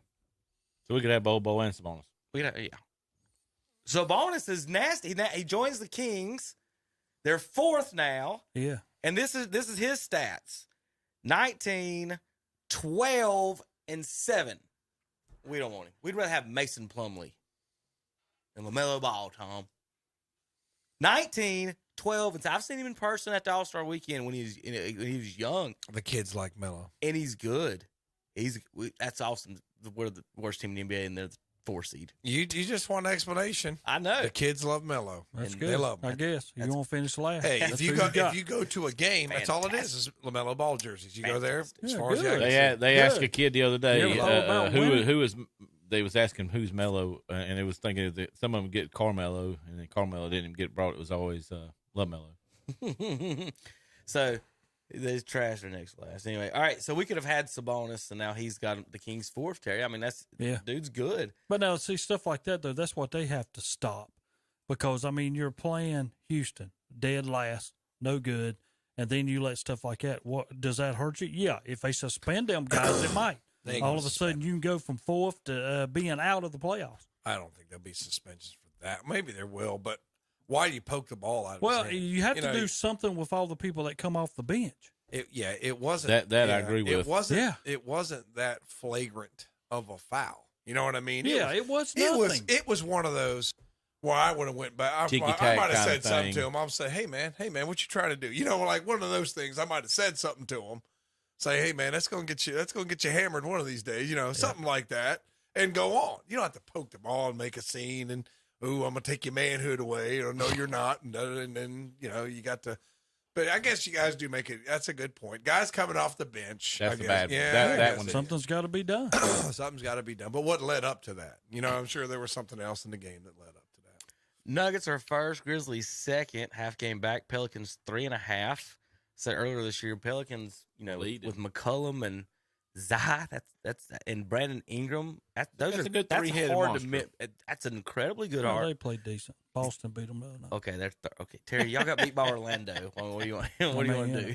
We lose to sorry teams, but then all these top teams, we can beat every one of them. What do you want to do? Y'all lost to Orlando. That's all I got to say. Twice. Yeah. But yeah. So we let Cleveland beat us, so that was a disaster. So anyway, the Pelicans, that three in matchup wise, and this is playoffs. Once you get in playoffs, you match up with these teams. If they come in healthy with McCollum, Ingram, and Zion, they're going to be trouble for some people. I'm just going to tell you, Cleveland Cavaliers will be your NBA champion. Here's why. Ricky Rubio is back. Okay. Ricky Rubio, Terry. He's got to be like 40. Is back. He's probably 45. Boston got 3 or 4 guys in guard. Ricky, mark it down. Write it down. January 14th. Ricky Rubio comes back. Ooh. Had 10 points. I think We're scared. He went 2 of 4 from 3. Had 10 points in his return. something like that. I'm going to cut this and tag every Cleveland Cavaliers like Ricky radio in Ohio. Rubio will be the difference, guys. He's the difference maker. Okay. He's back. He's been out a long time. He must be the Draymond for Cleveland. That's what he is. I He's will a leader. say this: every team The needs leader. it's not the leader. Every team needs someone on the court willing enough to pass it to other people when they're open, and he will. And Rubio, that's how Ben Simmons even lasts in the NBA. He passed up layups at 6'11". The other night, his stats were 0 points, 12 assists, and 9 rebounds. And I was 6'11" guard. Scared to shoot it. He would be scared. Like, honestly, Terry could walk in the gym right now, challenge him to a game of horse, and he wouldn't take it. He wouldn't take it. I believe that. He wouldn't take any of it. He wouldn't take that bet on any of it. So there's the Sacramento 4, Dallas 5. Lucas got the Mavericks at 5. Another dangerous team, Clippers. You want to play Kawhi in a series during the playoffs. Golden State, Steph Curry's back. They're hanging in there at 7. They should stay in the playoffs now, I imagine, as long as Steph's available. Utah has fallen. They were first about a month ago. Now they're 8.5 back. Minnesota's moved up into the 8.5 spot. They're trying to learn how to play together with the big man. Phoenix, guys, I told y'all. Did I not tell y'all? Say yes, sir. Yeah. We're going to drop like flies once the news came out that Chris Paul was that Kim Kardashian was cheating on Kanye with Chris Paul. Who cares? Well, when I said that, Tom, they were in first place. Now they're in 10th. That's why you got to keep your work life and your domestic life separate. You have to pay separate. attention to these things to know your basketball, Tom. You have to know which one's sleeping with who 5 years ago to know who to predict is going to win basketball. And if anybody's with a Kardashian, you automatically drop. Well, see, but that's the thing. Devin Booker has been with one of them for quite a while. And then now he kind of got the connection through Chris Paul. Then Kanye comes out and says it. They start losing games. Since then, let's see what they've at last. Was that? Did I say 2 and 8 in their last 10? Go back to that. Yeah, 2 and 8 in their last 10. I don't even have to look at the rest of it. It can't be that much longer since I mentioned that, can't Terry? That's right. All I know is that's good basketball analysis. Y'all are welcome. I got figure out who Kim Kardashian is cheating on Kanye with. That's who you know it's going to lose. I got one of our loyal fan listeners, Tom, wants you to tell who Ricky Rubio is. Come on now, Ricky Rubio played for the Spanish national team. I mean, come out with the Timberwolves, didn't he? He was 19. He's got as many bronze medals as LeBron does. He does. You Ricky Rubio. I do need to correct myself. He had 9 points, not 10. He had 9 in his return. Yeah, but if he can average a triple single, he can get in the Hall of Fame. He might get a triple single every game. This person says it sounds like a wrestler. That's probably about true. He's gonna come out. He's gonna come out of the. Pull Ricky Rubio up there, please. Titantron. He's the one in the mask. He's gonna pull up a Titantron with Tom's sweater vest. Yeah, Ricky. I'm telling you, his last game where he got hurt, he had like 26 points, and he got hurt. I'm telling you, this is a local fan of ours. How do you say dragon in Spanish? Ricky Rubio is not. He is a Spanish. He's only 32. Basketball player. He's only 32. Played forever. He was playing like on the Spanish Olympic team, but he's like 18. He's been around a long time. Ricky, 14. I got it for you, Tom. 14. Yeah. At 14, I'm going to read it. He's 14. Young. He's been playing He's long. Ricky El Dragon Rubio. That's right. Ricky the Dragon Rubio. The Dragon Rubio. He ought to have a mask on. He'll help out because either Garland or Coro or Levert or one of those guys is always hurt, so he can come in there and or Mitchell might need his mommy might make him take a day off again. So now you've got Ricky Rubio to step in there. I just want y'all to know. There he is. There's Ricky Rubio. I just want y'all right to know there. that Tom There he says is. the key to the Cavaliers championship is a guy in a man bun. That's right. There he is. Ricky Rubio. Tell your friend right there he is. The Rick. Well, he's Ricky saying Rubio. Ricky the Dragon Rubio, the guy in the man bun, is the key to the Cavaliers championship. What's he saying? Our fan now says. Just said all kinds of things. Why did he put that? Oh, it must be Karate Kid. Yeah, it looks. It does sound a little bit like a name out of the Karate Kid, doesn't it? And it's Daniel LaRusso versus Ricky the Dragon El Dragon. Rubio. Ricky El Dragon Rubio. But it seems, like I said, it seems like the Cavs always have like one of those guys out. So now you got Rubio. They're fourth in the East. Milwaukee's third. Brooklyn's moved up into second. Philadelphia fifth. Knicks sixth. Brooklyn. Pacers seventh. Yeah, we beat them too. Brooklyn. Kevin Durant's going to be out a little bit. And they might be in trouble now. The guy from Miami fell on his leg. Yeah, Butler fell on his leg. Good grief. All right, real quick, finally, before we get out of here, if you want Charlotte Hornet tickets for the Chicago Bulls, Terry, JP, be ready. You're going to call JP right now the rest of the show. If you want 2 tickets to Charlotte Hornets Thursday, the 26th, Chicago Bulls and Hornets, 704-435-2845. Just tell JP you want Hornets tickets. He needs to get your email address. You need to be able to use your phone. Download the Hornets app is how you'll have to get in the games with the Hornets app. So you have to have an email address. Do not call if you do not have an email address on the way to get tickets on a smartphone. 704-435-2845. Hornets tickets against the Chicago Bulls. Call JP right now and say, I want Hornets tickets, and give me your email, 704-435-2845. Final thing I want to talk about real quick before we get off. I know we got to get to football. NFL refs missed 7 calls at the end of the Lakers-Mavs game that they admitted. If they're missing 7 calls, should they be doing their job? Should they be even have that job? What are we doing? Well, all I'm going to do is when I have that first pitch of that Legion game next time, they start yelling at me, I'm going to say, look at the NBA refs. They missed 7 calls at the end of the game. And they probably missed I'll give you 5 more, guys. They probably missed more. They probably missed 35 with all the traveling. They get paid $1 million, and I'm over here with my $75, and you're worried about my 1 missed call. Yeah. Shove off. That's what. So I tell them all the time, do I miss calls? Yeah, I miss calls. You paid me $71. Hey, we had people fussing we had people fussing in a practice game the other day. We'll get that. We got to get to the NFL, guys. We'll be right back in just a minute on KDCBroadcasting.com. They are there when you need them. We're talking about Shelby Heating and Air, where their customers come first. Remember the cold 10 below degree temperatures during the Christmas weekend? Well, Shelby Heating and Air made over 70 calls to help keep folks warm during Christmas. And they'll do the same for you.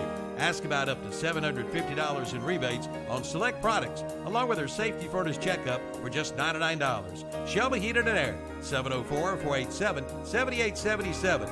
Online at ShelbyHeating.com. See their page at WhatsAppShopper.com and like them on Facebook too. They're there when you need them. You could be our 2023 Sweetheart of the Year. All you have to do is register at our local area participating merchants. You could be the winner of a $500 local shopping spree, a dozen red roses, dinner for 2, DVD movies, and a big box of Valentine candy. And you could win one of our Valentine teddy bears too. Register today at Cummings Furniture on West Dixon Boulevard in Shelby, at Love's Fish Box on Shelby Road, Kings Mountain, at Bradley's on West Dixon Boulevard in Shelby, at Gaston Used Auto Parts on Dogwood Street in Gastonia, at H&M Industries on Highway 74 west of Shelby, at Dallas Express Pharmacy on Huffman Street in Dallas, at Honda Motorcycles, Highway 74 east in Shelby, at Eddie's Auto Parts on East Main Street in Lincoln, and at Shelby Meat and Grocery on South Lafayette Street in Shelby. The drawing will be held on Valentine's Day, Tuesday, February 14th. Again, register today. You could be our 2023 Valentine's Sweetheart of the Year.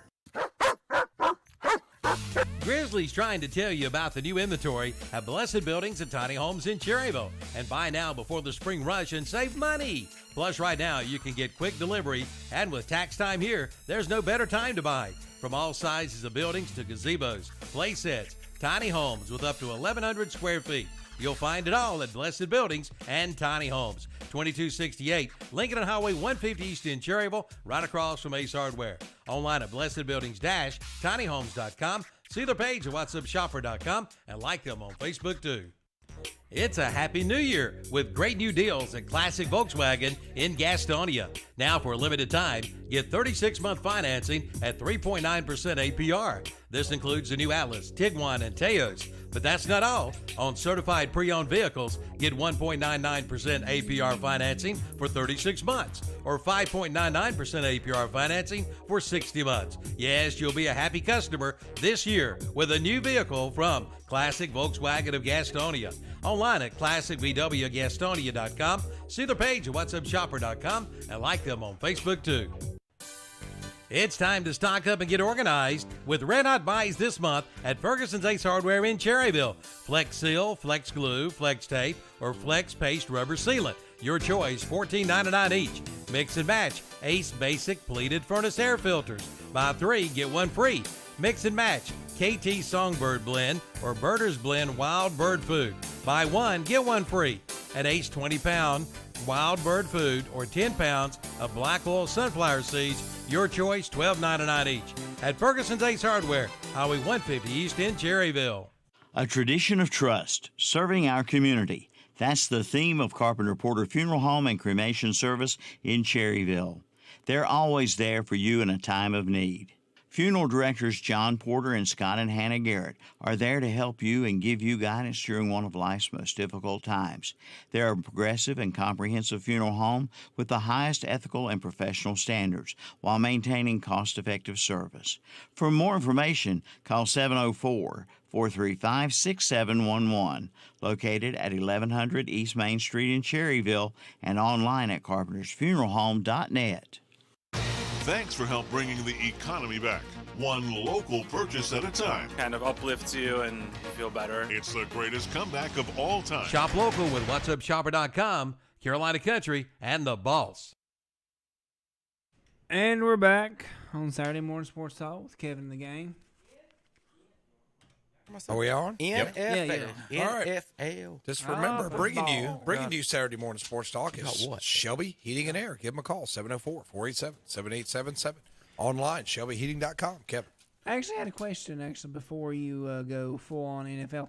When is the Super Bowl? In about 4 or 6 weeks. Okay. February 11th. I'll make sure I go and get the Super Bowl ring from Publix for y'all. All right. All right. All right. Thank you. All right. Thank So you, JP. this is our preseason. Terry, you got something? What you got over there? No, You got something? I've got scenario. Okay, what? You I talking got about a scenario, playoffs? yeah, about these playoffs. Oh, well, Okay, that's let not me breaking tell you. news or we anything. don't even need to go no further. Football will be over as soon as I'm done. Everybody needs to turn it off and hang up and go on home, and the football's over with. When Dallas started this year, we lost our first game to Tampa Bay. Guess We lose what? our last game to Now, Tampa wait a Bay, minute. too. Then we won. It's gonna be a Tom Brady sandwich. No. I'm going to explain it why when we go over that game. But then we won 4 straight. Get the scenario? Then we lost. Then we won 2 straight. Then we lost. And guess what? We won 4 straight. Then we lost. We won 2 straight. So we just lost to Washington. So you know what the next segment is? 4 straight wins. So that means Super Bowl champions. 4 straight wins. It's a good thing. It's all figured out. See, it's right here. Yeah, it's all figured scenario. out. It's a good thing you don't teach it. It's in all math at figured Wesleyan. out. It's gonna happen. It will The be math like department is better off without you helping, Terry. I mean, promise. Right here it is. It's all figured out. Y'all can go on home. Tom, y'all need any help in y'all's math department? Robbie over there? Root, we are Super always Bowl need math champions. teachers. Tom, look at Not here, Tom. that math. We're Super Bowl champions. That's what's going to happen this year. Not that math. Are you insane? That's what I'm it's saying. it's Yes, right. he is. It's not messed up. It's right. 4 straight wins. I tell you what, they better. They couldn't win 3 straight 2 weeks ago when you told us a month ago. They're going to win 3 straight. They in the better. division. They Four better. Now we're gonna win straight. 4. They better road straighten win. things out because Washington just Destroyed them. Destroyed them. Destroyed them. Well, there was a scenario in that. And I try to tell people about it. Yeah. I did not like how we looked because we looked terrible. All right. Period. We got a lot to talk about besides breaking down y'all getting whipped by Washington. This is the preseason, folks. Our preseason picks for the playoffs. We do this every year. We go through the schedule and make our picks and everything. So these are the actual teams. NFC, the South champions is Jacksonville and Tampa. The West champions, Kansas City and San Francisco. East champions, Buffalo and Philly. In the North, Cincinnati and Minnesota. Wildcard teams in the AFC, the Chargers, Dolphins, and Ravens. Wildcard teams in the NFC, Cowboys, Seahawks, and Giants. Now, here's the picks by myself, Tom, Terry, and Shannon was doing the show before Zach gets here. So we're going to blame Shannon's picks on Zach. So we're going to say, Zach, these are your missed picks, which you actually did pretty good for Shannon. I just made a mess. Paper towel. All right, let's see. Kevin had the worst preseason picks, it looks like, by numbers. I didn't. I missed the Titans winning the AFC South. We all did.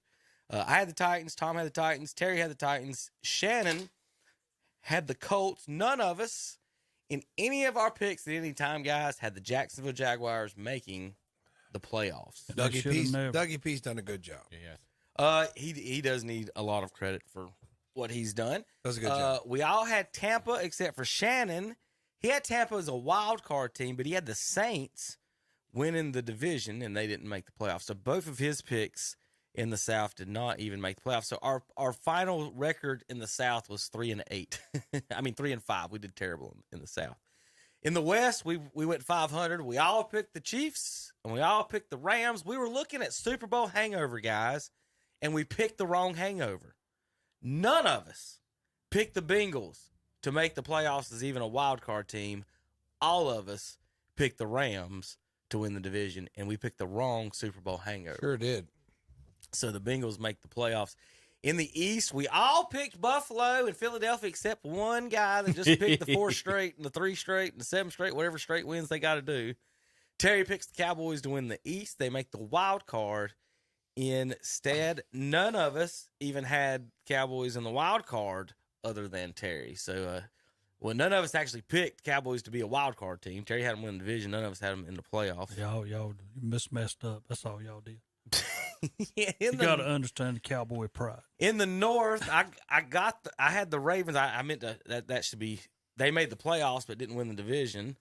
The Packers did not make the playoffs. I had them picked. Tom had them picked. Terry had them picked. Shannon, the only one that picked the Vikings to win the division, and they did win the division. But Terry, if you remember going through with his picks, who knows what he did? Remember, he didn't understand what he was doing that day. I was getting ready to say, he kept saying redo it, replay. Kept throwing the red card. Shannon, Terry, and myself had the Ravens in the playoffs. Tom had the Ravens as a wild card team, so we all had them in the playoffs. 3 of us had as division champions. Tom nailed the wild card pick for them. This is fun. Myself, Tom, and Terry all picked Chargers and Vikings to make wild cards. They did, except Vikings won the division, so they made the playoffs. We all got that.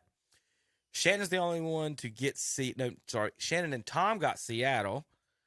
Terry's the only one to get the Giants in the playoffs, and I totally whiffed on my wild card teams for the most part. I was 2-6 out of those. Tom got 5 of the 6 wild card teams, but only 4 of the 8 division winners. So why'd I pick the Browns? You did the harder. You did the harder part. So saw that on there. I was like, wow. Tom got 6. Terry actually the Baltimore thing kind of shouldn't be there, but whatever. I did that kind of wrong. But anyway, you got 1, 2, 3 of the division winners and 4 wild card teams correctly. So there's our picks, guys. That's how it went. Let's see. Tom had the Bears in, didn't make it. That's probably your worst pick. I had the Broncos, Colts, and Redskins. Terry had the Saints.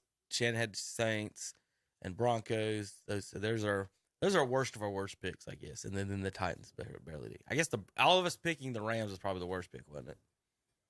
Surprisingly, yes. They winning 4 or 5 I guess games. if you look at it and you try to pick worst picks, even Shannon won this thing, but he did pick the Colts. Yeah. And the Saints, and they didn't even make playoffs. Yeah, but Tom's worst pick would have been Cleveland. Yeah, Chicago's worst. Yeah. My worst pick would have been Denver. Yeah, and Kevin's pick Denver. Well, and the Rams too. The Rams win the division's worst pick. Yeah, we got the Rams. Nobody would have said that Jacksonville's winning the division. And I don't think a soul would have sat here and said the Rams would have been as bad as they were. Not a single one of us had Jacksonville or Cincinnati in the playoffs. Cincinnati's scary, I guess. Tom and Terry had the Dolphins. Everyone else had, but me, had the Dolphins as wild card teams. So Cincinnati and Jacksonville are the 2 teams that none of us had actually making the playoffs. I was the only one to go with the Seahawks. No, wait a minute. Yeah, no, Shannon did did too. That's right. Yeah, the Seahawks. I knew that Pete the Cheat would find a way. He found a way. Give him credit. All right, here's my NFL eliminator after the regular season. Chances to win the Super Bowl. I've already eliminated the Seahawks and Jaguars before we got here, so they're already marked out. Why? So, my opinion. How can you eliminate somebody before they've played? Tom, I eliminate a team. If you've been following along the last few years, each week I eliminate a team. Before the This would have been worse if Detroit had got him. Right. Okay. So Think of that. that That was the first team he eliminated. Remember, this isn't playoff pick. Yeah. This is Super Bowl eliminator poll. Yeah. So my opinion is, Tom, I don't care they make the playoffs. They're not winning the Super Bowl. You hadn't showed this in a while. It's been a couple weeks. So those two teams were already out, but they're in the playoffs, so that they're in the top 14. I've got Jaguars at 14, Seattle at 13, Giants at 12, Baltimore at 11, Miami at 10, and Minnesota at 9, Dallas at 8, Tampa at 7, Chargers 6, Bengals 5, Philadelphia 4, Buffalo 3, San Francisco 2, and the Kansas City Chiefs are 1 in my Super Bowl power rankings. Now, this one is an opinion poll, so feel free to rip any of that. I know Terry wants Cowboys higher. Tom, you got any switches or changes you would make on any of those? Top two teams, the reason those are NFC, AFC, by the way. So I for would Super Bowl. switch Buffalo and Kansas City. And Really? then I would switch Kansas City again with, Cincinnati's beat Kansas City 3 times. This year?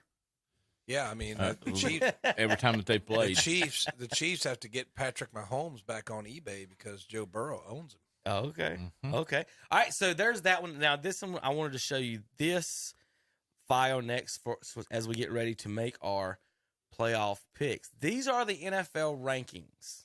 Okay.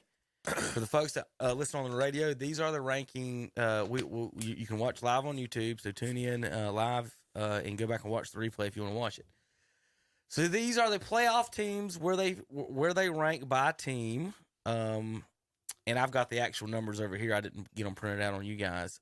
Offensive, defensive ranks, and then added together where these teams rank is the bottom. So let's go from the top. So offensively, the top 10, the top teams in the playoffs: Kansas City 1, Buffalo 2, Philadelphia 3, Dallas 4, San Francisco 5, Cincinnati 6, Minnesota 7, Seattle 8, Jacksonville 9, Miami 10th, Chargers 11, Giants 12, Ravens 13, and the worst offense in the playoffs is Tom Brady's Tampa Bay Buccaneers. Yeah, I can't believe the Panthers let me down, man. They had him beat. Panthers. Defensive ranks. The number 1 team in the NFL in the playoffs, the San Francisco 49ers, Buffalo Bills 2, Baltimore 3. One of their receivers was kind of complaining, or cornerback, somebody complaining about Lamar Jackson not playing. He didn't come out and say bad things, but he kind of basically said he needs to get out there. Cowboys 4, Bengals 5, Eagles 6, Jacksonville 7, Bucks 8, Chiefs 9, Giants 10, Chargers 11, Dolphins 12, Seattle 13, and the worst defense and 30th ranked guys in the NFL. 30th, the Minnesota Vikings make the playoffs with a 30th ranked defense. Now, the reason I pull this out, folks, is as always, 50 of the 55 Super Bowl champions have been a top 12 defense. Yep. So you can go ahead and eliminate Seattle and Minnesota. They're not going to win. So, Terry? Their defense is pretty bad in Minnesota. Here is the only teams in the playoffs with a top 12 defense. You guys ready? Jacksonville, Philadelphia, Cincinnati, Dallas, Baltimore, Buffalo, and San Francisco. You got a 10 and 11 chance of 90. Was it 90% there? Mm-hmm. 99, 91%, whatever, 99, whatever. 90% chance of picking the Super Bowl winner if you pick one of those 7 teams, guys. So that's only 50% of the teams, but you got a 90% chance of picking the Super Bowl. I'm hinting at you, degenerate gamblers, Tom. Replay it. If you're replay what you said. If you're going to pick a Super Bowl winner right now, you have a 90% chance of picking one of these teams if you do it. Do not pick the Bucks, Chiefs, Giants, Chargers, Dolphins, Seahawks, and Vikings if you're betting with the odds. All right, do the top. The top 7, Jacksonville, Philadelphia, Cincinnati, Dallas, Baltimore, Buffalo, and San Francisco, your top 7 defenses still left in the NFL are all top 12 defenses. 50 of the 55 Super Bowl champions have been a top 12 defense. Keep that in mind as we make our picks. Now, the bottom one, guys, is where the teams ranked when you add them together. So if you're looking online, these rankings, these are top. Now, this is the official top 14 based on offensive and defensive rankings. Number 14, with the 13th best defense and the 25 best offense for a total score of 38, the Tampa Bay Buccaneers. Well, they'll be out on Monday. So. The number 13 team with 38 points, but they got a if you had a top 10 something, you got the tiebreaker on this. So Minnesota gets the tiebreaker with a top 10 offense.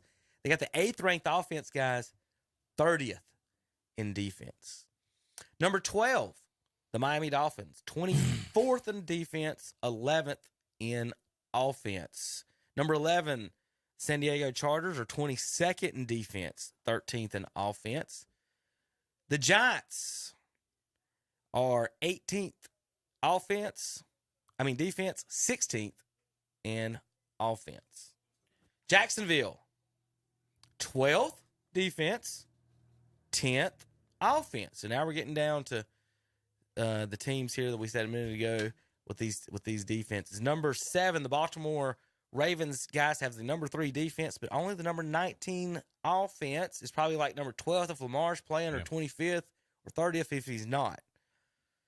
Kansas City, guys, comes in as the 6th ranked overall team with the number 1 offense, but their defense is only 16th. Yeah. Now, Terry, 5 of those Super Bowl winners that did win had a super good offense, and the Kansas City Chiefs do have the number 1 offense in the NFL. So don't totally count them out because they're the 9th ranked defense or the 16th ranked defense. That one is doable with me because they are the number 1 offense. If they were number 10 offense or 12, Terry, you could count them out. I'd say you could probably count them out. Do you agree? Yeah, the number I 1, agree. I don't think you can. Cincinnati comes in at 5 with the 6th ranked defense and 7th ranked offense. So they got 2 top 10 everything, guys. Eagles, 2 top 10s, 8th in defense, 3rd in offense.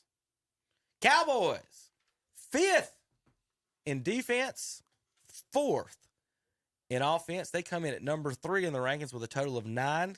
Philadelphia's got a total of 11.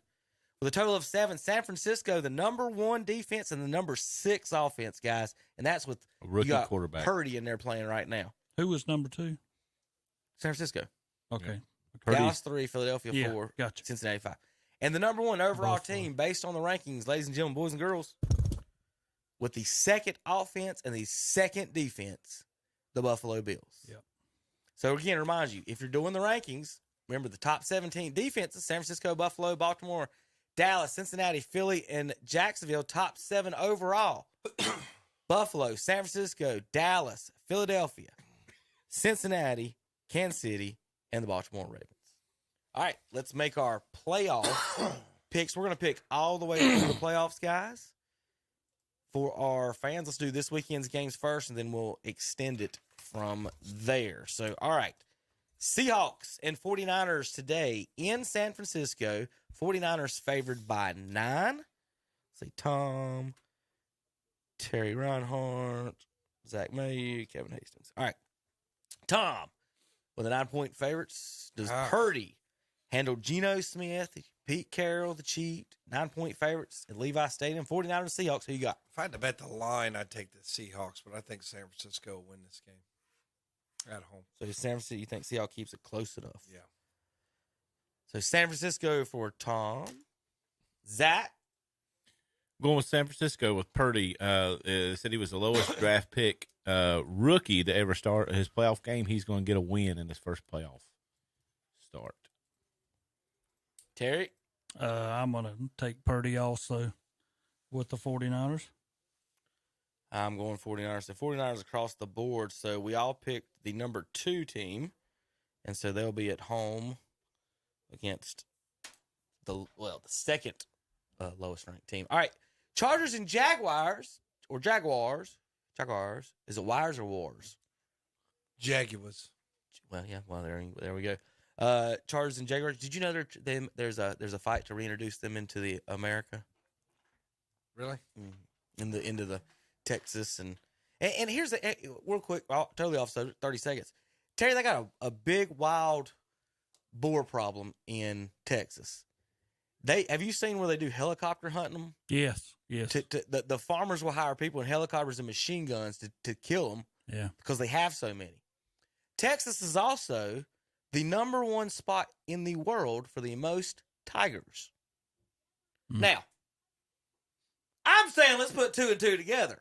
If you're Farmer John, Zach, why don't we hire a tiger for a week? Wouldn't that be kind of fun? Watch the tigers eat some of them pigs. Yeah. Till it comes up on Little Johnny. Put it on playing YouTube. on a swing set. Well, Tom, these are pretty big ranches. Little Johnny's not out there with the wild boars. Yeah, you know what's going to happen. That tiger's going to let mosey them on into tigers the neighborhood. hunt. Let them tigers hunt. All right. Speaking of tigers, Bengals will play Sunday night football against the Ravens. Right now, no Lamar Jackson. Anybody picking the Ravens? No. Did we all pick the other one? Oh, we didn't even pick the No, Jaguars. because you went on some stupid diatribe about tigers. But let's go. I'm going upset here. I'm going Jaguars. I'm going Jaguars. I thought it was interesting to have the Jaguars back in the Florida Everglades and kill some of those snakes. Don't worry, Kevin. I do that in class. I'm going with sometimes. Jaguars also. Jaguars had top 10 defense and top 10 offense. Yeah, I think I have a really cool story to tell my kids. And Dougie P is a good coach. I like Dougie P. He's been there.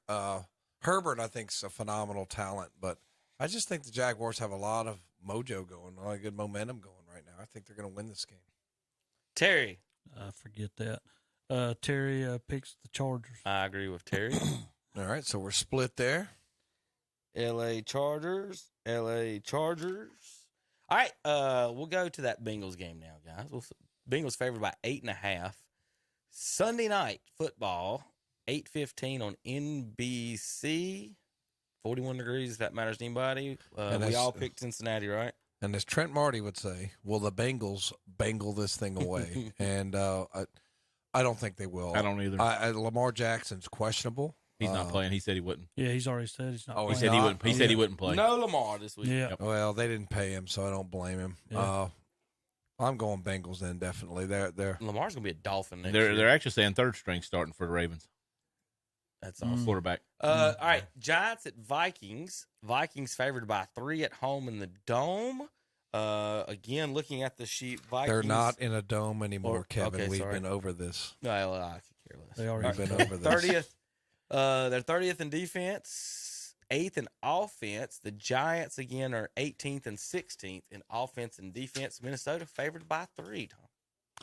I'm going with the Giants. I don't trust Minnesota. They've been too up and down. They may have a retractable roof though, Kevin. I was about to say. They do have. They do. Okay, so that's what it is. Okay. Because I said that last time after you said that, I didn't question it until I got off the air and I sent Kevin. Well, they've been playing outside. Okay. Yeah, I was like. So it's retractable. Okay. I was like, why do they let that guy in there? Yeah. Oh, okay. There it is. Okay, retractable roof. Yeah. Okay. There you go, Tom. I stand correct. You're That's right. ugly. You're right, Kevin. I'm sorry. I think of the Metro Dome. I didn't even know I was Me right. too. I just assumed they built it Yeah. that way. Why? I was why would thinking, you make I a thought he fan? was referring to the Metrodome, which is blown up. I don't think it is. The new baseball stadium's outside, isn't it? That's what Yeah. you're getting mixed up with. Maybe, Minnesota yeah, baseball stadium. All right, who you guys got? Anybody got Giants? I got the Giants. So Tom's taking the Giants. I'm gonna be honest with you. I think the last time these two teams played, the guy had to kick a 60-yard field goal or something like that for them to beat them. I don't think he can this thing. I think the Giants will win. I'm agreeing with y'all both. The Giants win. Vikings got destroyed by Green Bay. And they were. They give up a lot of points. I'm not going Vikings. You picking the Terry Duke quarterback in playoffs? Yeah, against I am. Minnesota Vikings. Yeah. All right. Kevin, who you got? I'm taking Minnesota. Go ahead. As Terry would say, that's a loss. Yeah, that's fine. Y'all pick the Duke quarterback. I'll There take you my go. chances with the one who threw 4,500 yards and 29 touchdowns Good this luck. year. He's Good got the luck. best receiver in the NFL. The Uh-huh. Minnesota Miracle Vikings should win. Dolphins and Bills.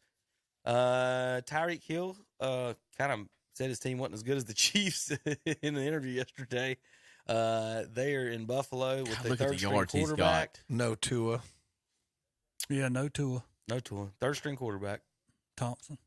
13.5-point favorites. Yeah, gotta Buffalo in Buffalo. Yeah, I'm it's going ugly. with the Dolphins. I mean, excuse me, the Bills. The Bills. Like what? Let me clarify the Bills. I'm Let me taking the clarify. Bills. Yeah, Bills. I'm not taking the nerd and the third string quarterback.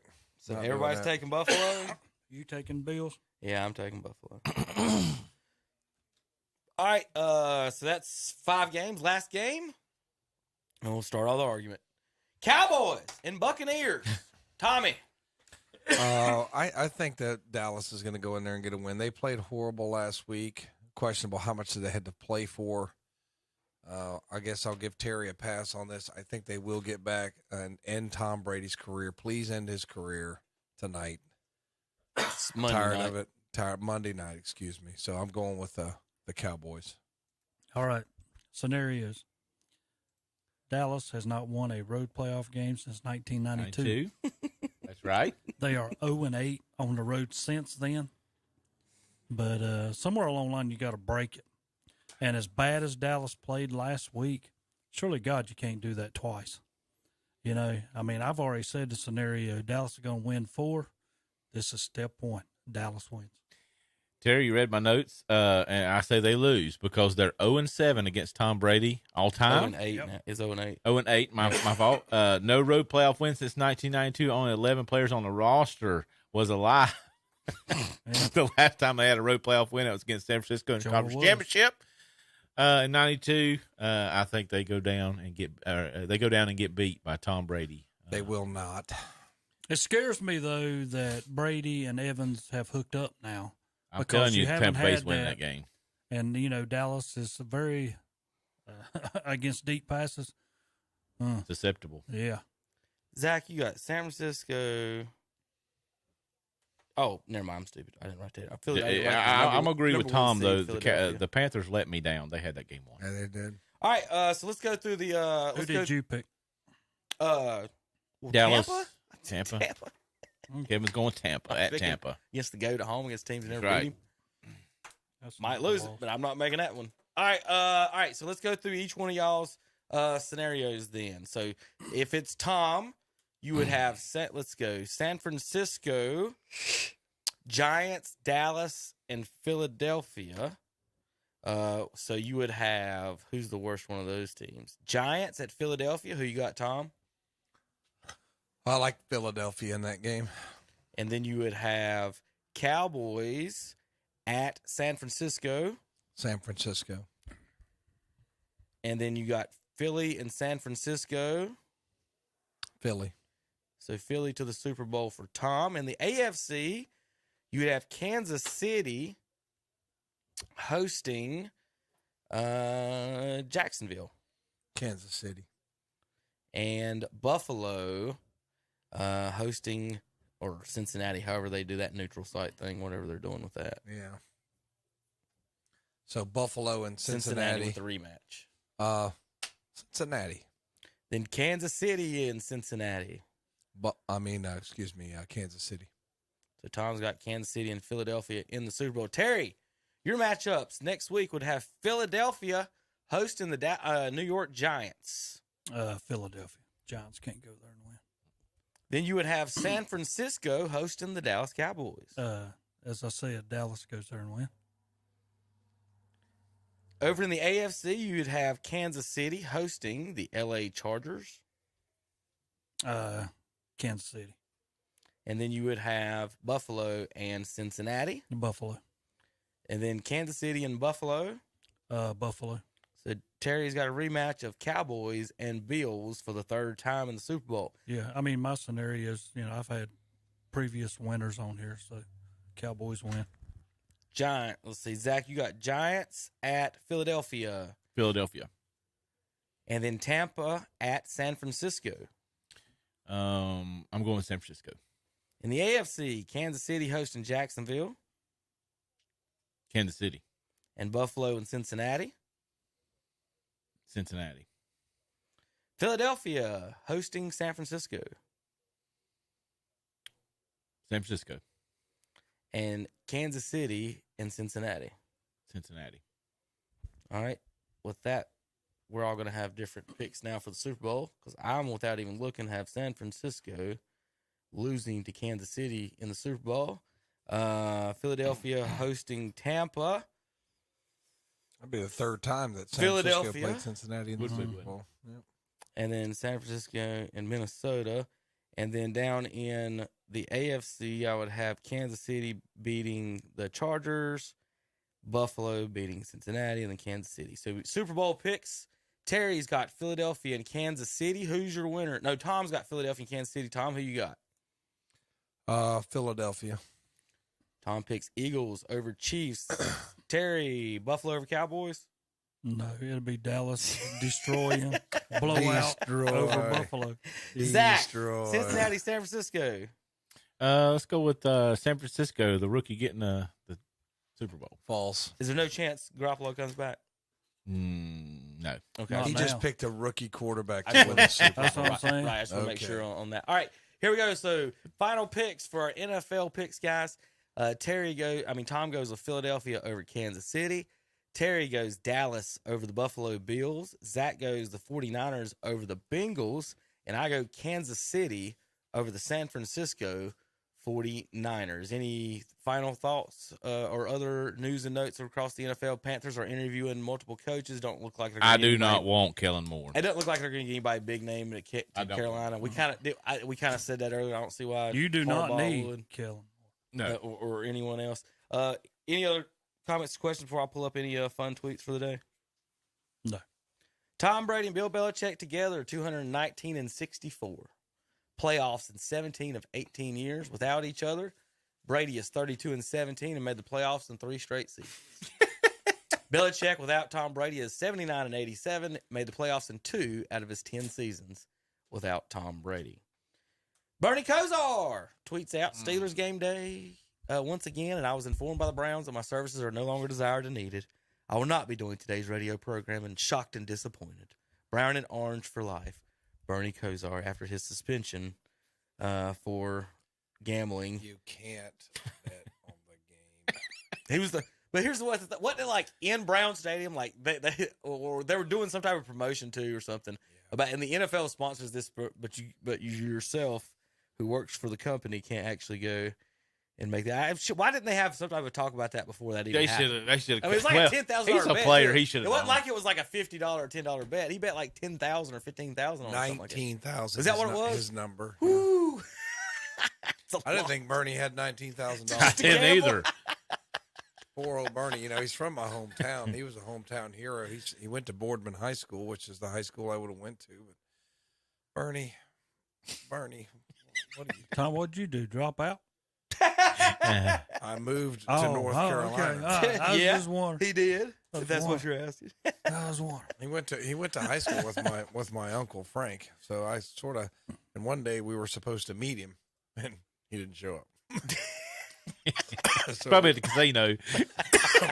Probably was. Probably drove up to Niagara Falls, went to the casino. Oh well, whatever.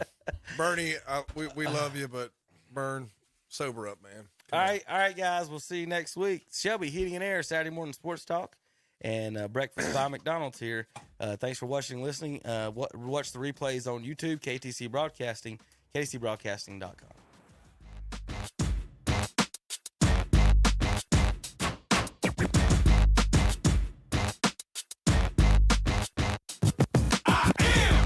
Incredible man, I only do things incredible can. Cause I am the seed of a chosen breed. You don't see too many like me. Cause I am one of the reasons you do what you do when you wanna be me instead of you. Cause I am still on beat, showing love to the streets. Come on, you know me, cause that's who I am.